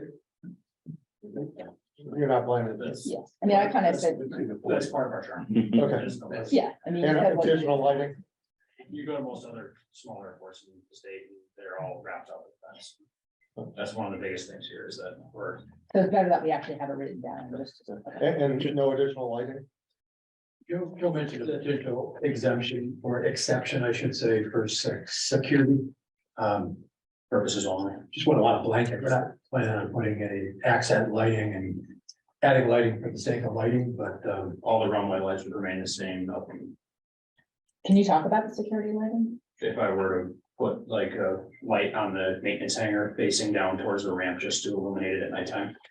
So would that come under? On 24, not all night, that's. motion activated. So Chris, maybe we could put something down that, except for safety lighting, that's motion activated, there would be no additional lighting. Yeah, I think that's, I'll work on something for you. It's, I'm sure you'll want to discuss it.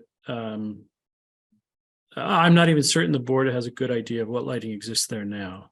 Yeah. That's correct. That's what I'd like to know, and if it's adequate, and I think if light's pretty important when you're landing a plane, et cetera, and I think if it's needed, I think we should allow it.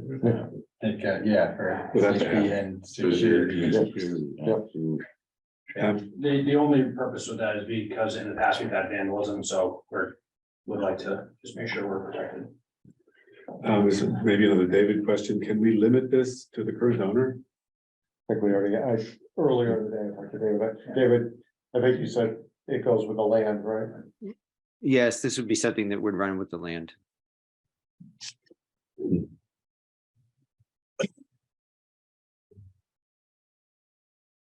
The limitation. is that we That's gonna run with the land, but will it change if someone else comes in? Can, that's my line here. I mean, they have the same conditions, They had the conditions wouldn't change. assuming they accept that we don't successfully challenge the ones about flight. Sorry. With the additions that Ed had just already added, I guess, as far as the footprint, so that would be, I do have concern after talking to some people about like, additional service roads or driveways into the airport, but, so I guess that if there was one, it would have to come back through a special permit, correct? Yes. Okay, Right, we just did a condition that covers that. I was just making sure. Yeah. Yeah. Me too. The Board of Health asked us to monitor lead regularly. Can we put that in there, an annual or biannual, if that means every other? Would I that don't be, think that's a would that bad be idea. like town oversight, right? Is that? Where does that fall? Like, do we have the health check records? Would that be? Or are we asking them to bring them to us after they haven't done everything? Well, there's two ways of doing it. It's a good point. One is that they reimburse us for our doing it, or they have a professional do it and just give us the results. Yeah. And we've done both, I think. I would personally like to see that. I know there's no purview for, but even after 86 years, I guess it was fine, and now we're talking the next 5 or 6 years, but things are pretty volatile. We don't know what's going to change like that. But I like that idea of every other year. I think that's what I Yeah, think. I don't mind that. Yeah. Yes. We could, inject, I think if we do it the next 2 consecutive years, and if there's no findings, could we bump it to every 10 years? Not Come on, great. 5. Not great. 5. I'm okay with that.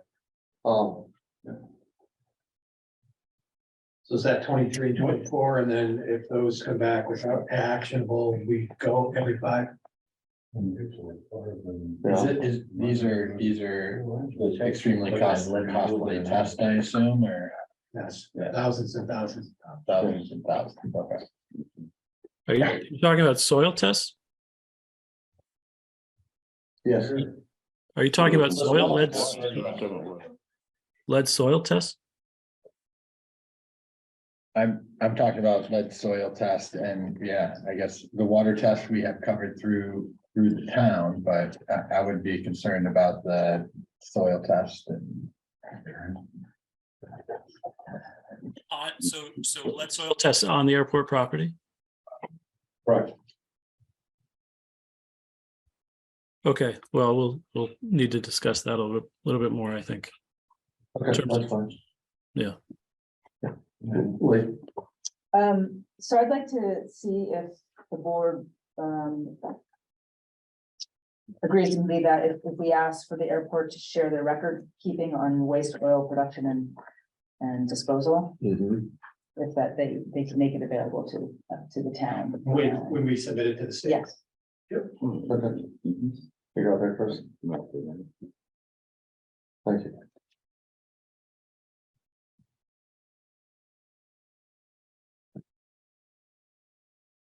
Can we limit the mechanic area,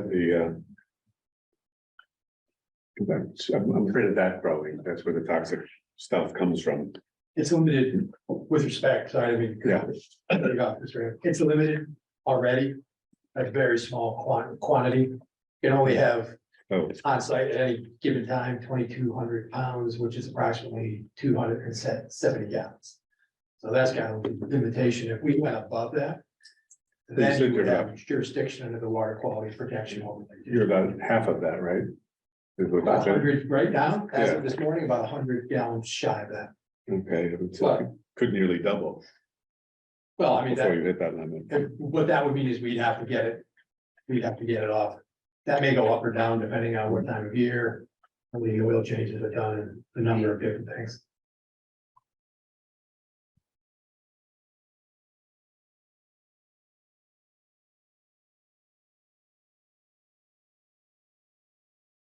But is all the lighting, other than when the runway lights are on at night, dark sky compliant?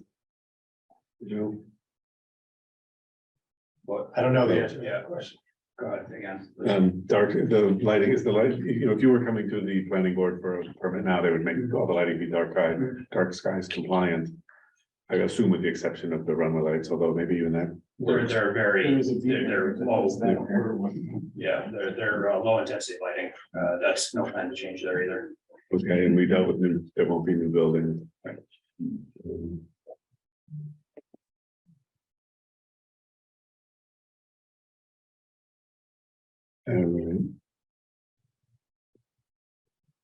Right, I just have, is there any future record keeping of flights coming on board? I know that you don't do that now, but in the future, we're gonna start being able to track it, and if so, could we get those records if they are made available?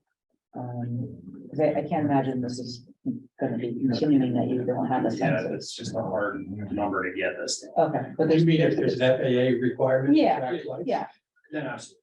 okay, As we give them to the FAA, if that comes up, then we'll give them to the town as well. There isn't one currently, you're saying? yeah. No, not for general aviation airport. Okay. Better you don't. yeah, I'm done with that. Okay. First, let me ask you a question. Is the 6 criteria. Through our 2-hour discussion tonight, is there enough discussion for you to craft something, or do you want to go through those now? I think it would be better for you to go through them. Okay, why don't you lead us through those now? You certainly have touched on them, but not with, not specifically.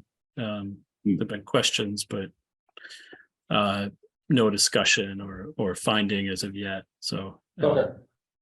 Yeah, so the first of the 6 special permit criteria is the social, economic, or community needs served by the proposal.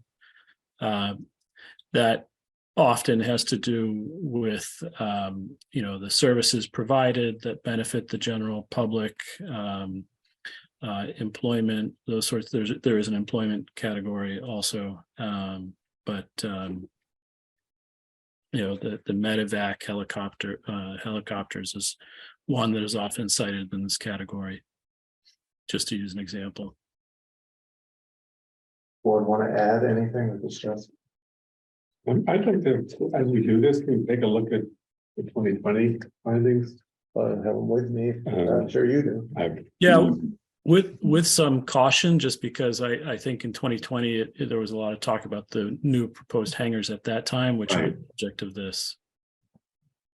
Right, I went through it and just pulled out anything referencing the hangars.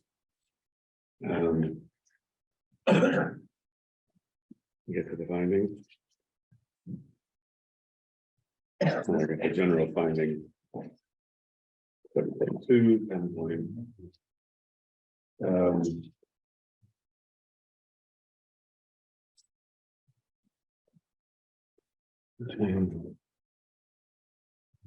So they've got the Board of Health through the planning. I don't know, it might be best if you, when you're writing them up, went through these. I don't know if you, I went through the whole thing and just took out everything that had to do with hangars. And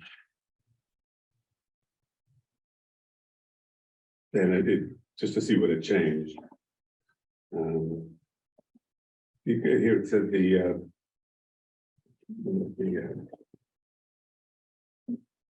the proposed use of the site for aviation in keeping with the current use, with the exception of the proposed hangar buildings. The applicant does not propose to alter the character of the site, nor does it seek to substantially expand the airport use or operations, which tells me that other than things related to the hangars, these findings are pretty much the same. So I don't know that we need to sit here as a group and go through them all, rather than Chris just going through them. Well, we'll go through now, because it's Chris's recommendation, we don't have to spend hours on that. Okay, Is what you're saying. right, right. Where the finding 7.2, which I think we should look at 7.2 finding from 2020. But right now we're doing the 10.4. The airport search kind of great in a region where they're providing employment for certain public employees. One of the findings was all of the benefits exist now, and the proposed conforming status will not better serve the need. I don't know if that's still the case. It was in 2020. All these things that they do, like the medevac, the training pilots, some of them go into the military, you know, they're doing that now. Almost every speaker who spoke, both for and against, everything they said about the airport is something the airport's doing now. Well, with respect, and obviously, Ed, you're right. There have been a lot of comments many more comments this year than there were in 2020, both for and against. And I think, the situation now in terms of the lawsuits pending, the applicant is here requesting the permit so that they can continue to exist in a way that will be defined by your permit. Those benefits may not exist if it is not permitted. Right, which, although they can be added. If it's not right, if they lose in court, we lose in court, we can permit medevac, assuming that needs a permit. We can permit a flight school. We can permit all of these things. In theory, yes, I think the applicant spoke to that as well. Yeah, But the other point is that we're talking about what the advantages, the effects are for the airport, whether previous or now. Not because if we're telling the airport and they're agreeing that expansion is not in the cards, then we can't say, well, we're not going to talk about, we only want to talk about what's going to happen if we do permit it. Because we're limiting what can happen if we do permit it. It's going to stay the same. right. Well, they're not saying that air traffic won't increase, right? Because they have no idea. Right, Just said at this point, the footprint and the uses won't. right. Ready to try two or? So, yeah, with the medevac, we got the trained pilots from the military. There, no evidence of positive economic impact was presented. It was asserted. Special permit would permanently authorize as a matter of law all aviation field uses, assuming or if we can enforce the things we just put in.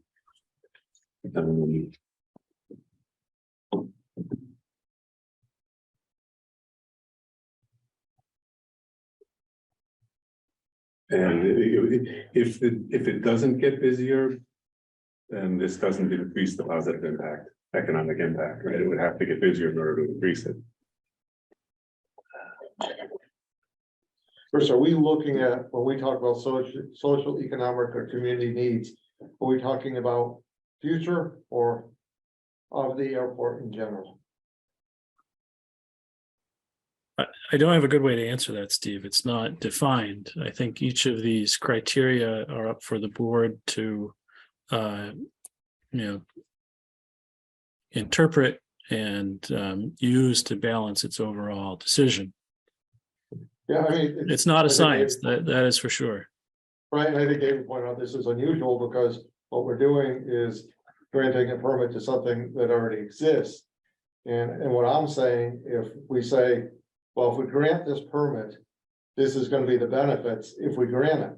Well, in fact, if we grant the permit and restrict them from getting larger, which I'm not saying I'm against, then we're restricting any of the positive effects. So we should talk about what their effects are now on the town, not just what they could be. Yeah, I mean, that goes to my question about benchmarking, like, we don't really know unless we can start where we are now. How do we measure where we're going in the future? Well, I think anecdotal is the only way to have it right. Yeah. Sure. So, how much deep data do we want now before we make this determination? Well, I mean, there's certain things we know, we can find out the flight school, how many students they have, we can find out the Medivac. Things like that, but We have it's not that a complete science. they have.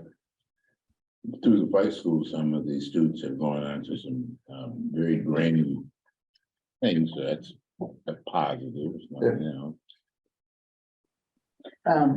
So do we have to be specific? I mean, I guess that's my question. Well, I'm not sure the question is, we can only be as specific as we can be, you're right. So, we can try to be more specific, but if the data is just not there, the data's Yeah, not there. I mean, I just worried that we're getting into the weeds and then, I would agree. Try the second one, traffic flow and safety, including parking and loading. I think that one's an easy one, that's low hanging fruit. There's no change in traffic flow and safety or parking and loading. We've already said there won't be in parking. Was there something else on that one? Ed? That was all negative the last time, right? There's been the testimony letters regarding the unsafe condition of planes using the eastern end of the runway at Seacon Cross Road. The board has heard that there have been near misses, but there have also been some documented collisions. The board agrees that it's not a safe condition, but it cannot relocate the runways or the roadways, nor does it have authority to regulate the number or timing of airport takeoffs and operations. Right, I think it did acknowledge that car traffic wasn't an issue other than that at the runway.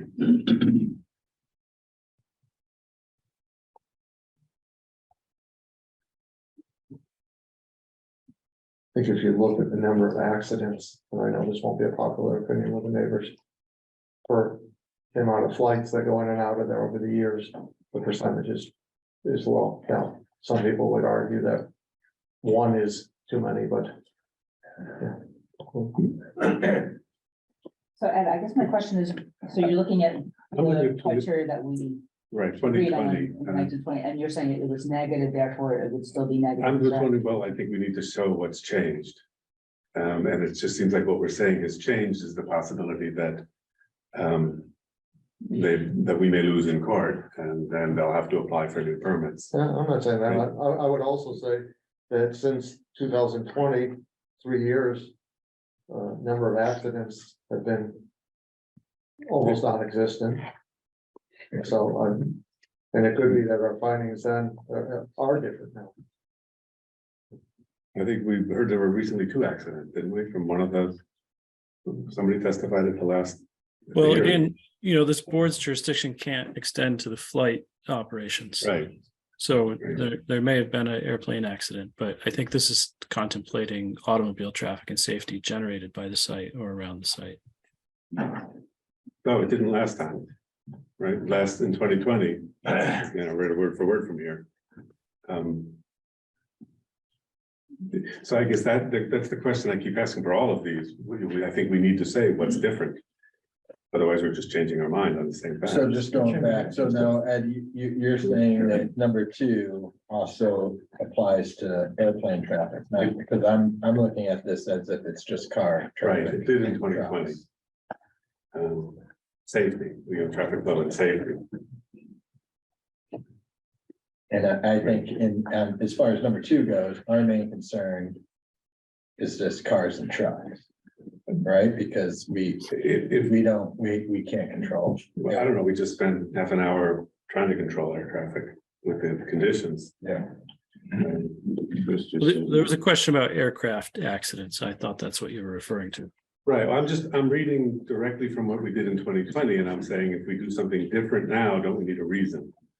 Other than looking at the same- You need findings, and they may be Right. different. You are a different board and you've heard new and possibly different evidence for some of these things. I just wanted to point out, I mean, in interrupt, but one of the materially different things about what happened in 2023 this year, I was there in 2020. I think you mentioned it, the last hearing, there was historic turnout. The number of folks that were heard from in 2020, generally one side, and it was paled in comparison to the public comments that turned out in 2023. And so I think it's unfair just to take 2020 and move forward to 2023. It's not the number of people who comment, it's what was said, correct? So In your mind, have in mind, because almost everyone who spoke said they like watching airplanes, which nobody doubts on both sides. We have a petition with I don't know how many signatures saying they want the airport to be like it's been for the last 100 years, which I believe is what the plaintiffs are arguing in court, right? Right, it's a vote. We have to look at the criteria on So the public comments, you're saying, Mr. Raven, the public comments don't weigh into your weighing of those. They do, if they're relevant to the bylaw, which is 7.2.1 and 10.4. Right, if the comments really, that's all we can go on is the bylaw. Right, but if 3 people in 2020 said, yeah, it's objectionable, if 3 people stood up and then you had hundreds online and many more stood up here and said it's not, you've got to weigh them. And you've got to determine whether someone saying a negative outweighs 5 times that saying positive. And I'm not saying I have an answer for that. That's your job, but I'm just saying the number of people speaking out at a public hearing, that should be taken into effect in my, Yeah, that's the purpose for public. that was addressed, right? It's true, some residences in the area that's about the predating. There was some discussion on neighbors as well as Great Barrington residents who don't live near the airport have complained about the noise and other impacts, including light shining into their homes, runway lights staying on, unsafe flying, low flying planes. So a couple of those, we didn't hear it all. Oh, in the letters, we heard all of that stuff. Because all of the letters, or all of these things were said in various letters. It also says some people didn't even show up, so maybe presumably some of them aren't bothered. So, and I'm not sure what you're wondering. Not sure the rest of the board's agreeing with you. But they may not be, right? So, Yeah, which is fine. right, I guess I would like, anything that's in 2020 we're not including now, I'd ask why. And again, Chris can go through it and see if, I would love not to have to read it line by line. Wasn't that based on We all agree on hangers that. though? I mean, that's No, a whole it's- different. some of it was the hangers. So, So the part I read said it's, with the exception of the proposed hangars proposed to be located, they said what it's gonna be. The applicant does not propose to alter the character of the site, nor does it seek to substantially expand the airport operations. So other than the hangars, this is the same as the current one, is what this says. but this is all based on hangers. Right. It's different. So I was different. not here, Eric wasn't out here. But we don't need to. I think if we're gonna ignore what we came up in 2020, we need a reason. But if you disagree, we won't do that. No, Good. I'm enjoying the conversation. David, is there a legal reason that we have to go back to the 2020 and compare?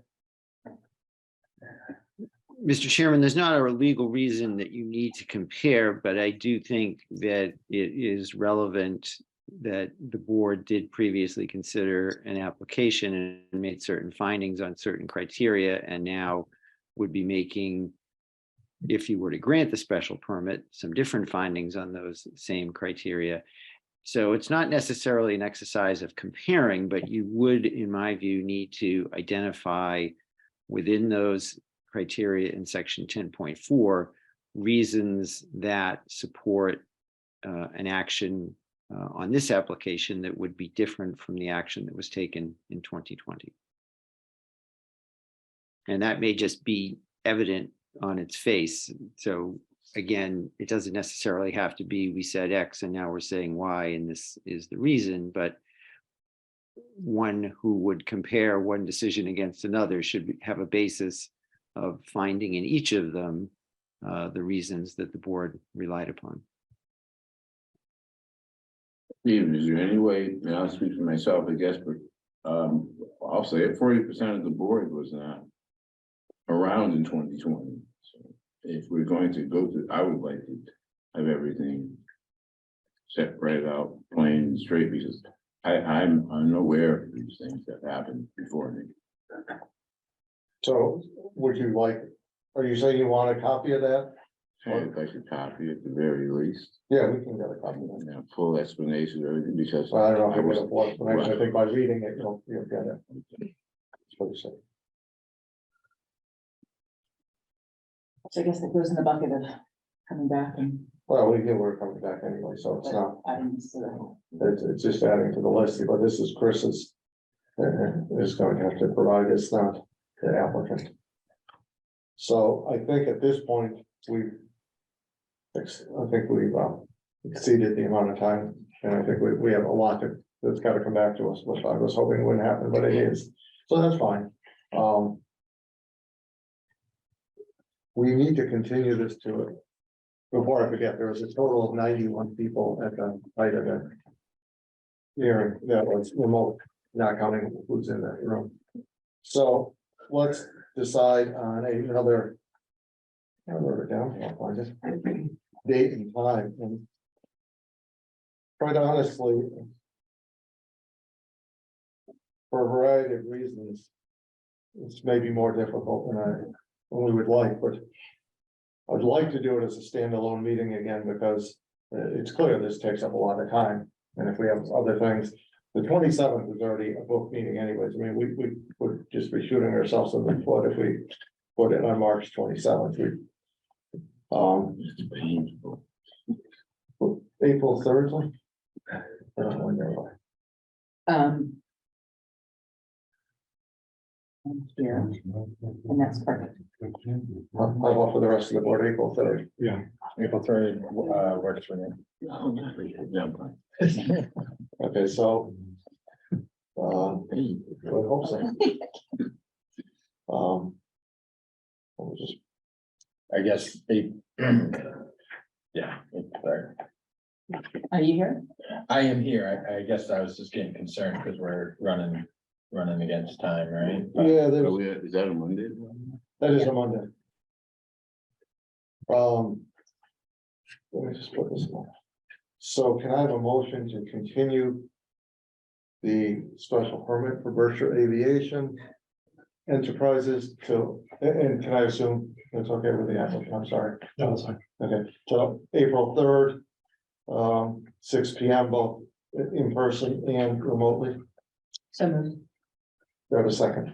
Second, sorry. Roll call vote. Eric, All right, Garfield, Ed, Aye. Lee, Aye. and it's unanimous. I know people have had their hand up during the meeting. Public comment was closed off after the last meeting.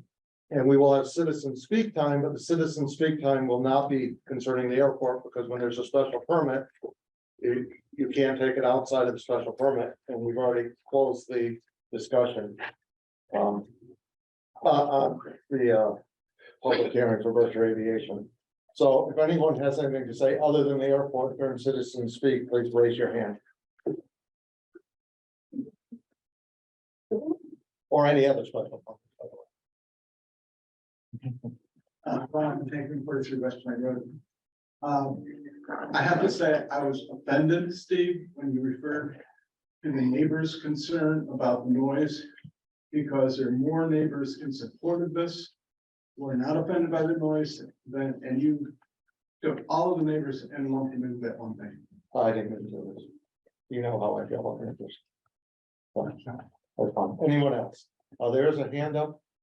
Tom Hardy.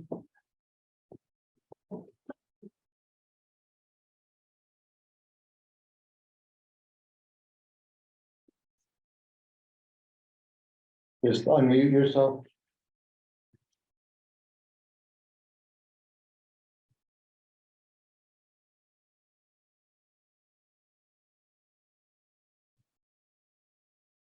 Well, he's trying to do that. Is there anyone else?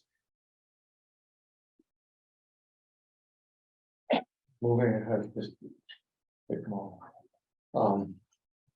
Select board time, Eric, Nothing. Garfield, Nothing. and nothing, media time. By unanimous consent, we are adjourned. Thank you very much.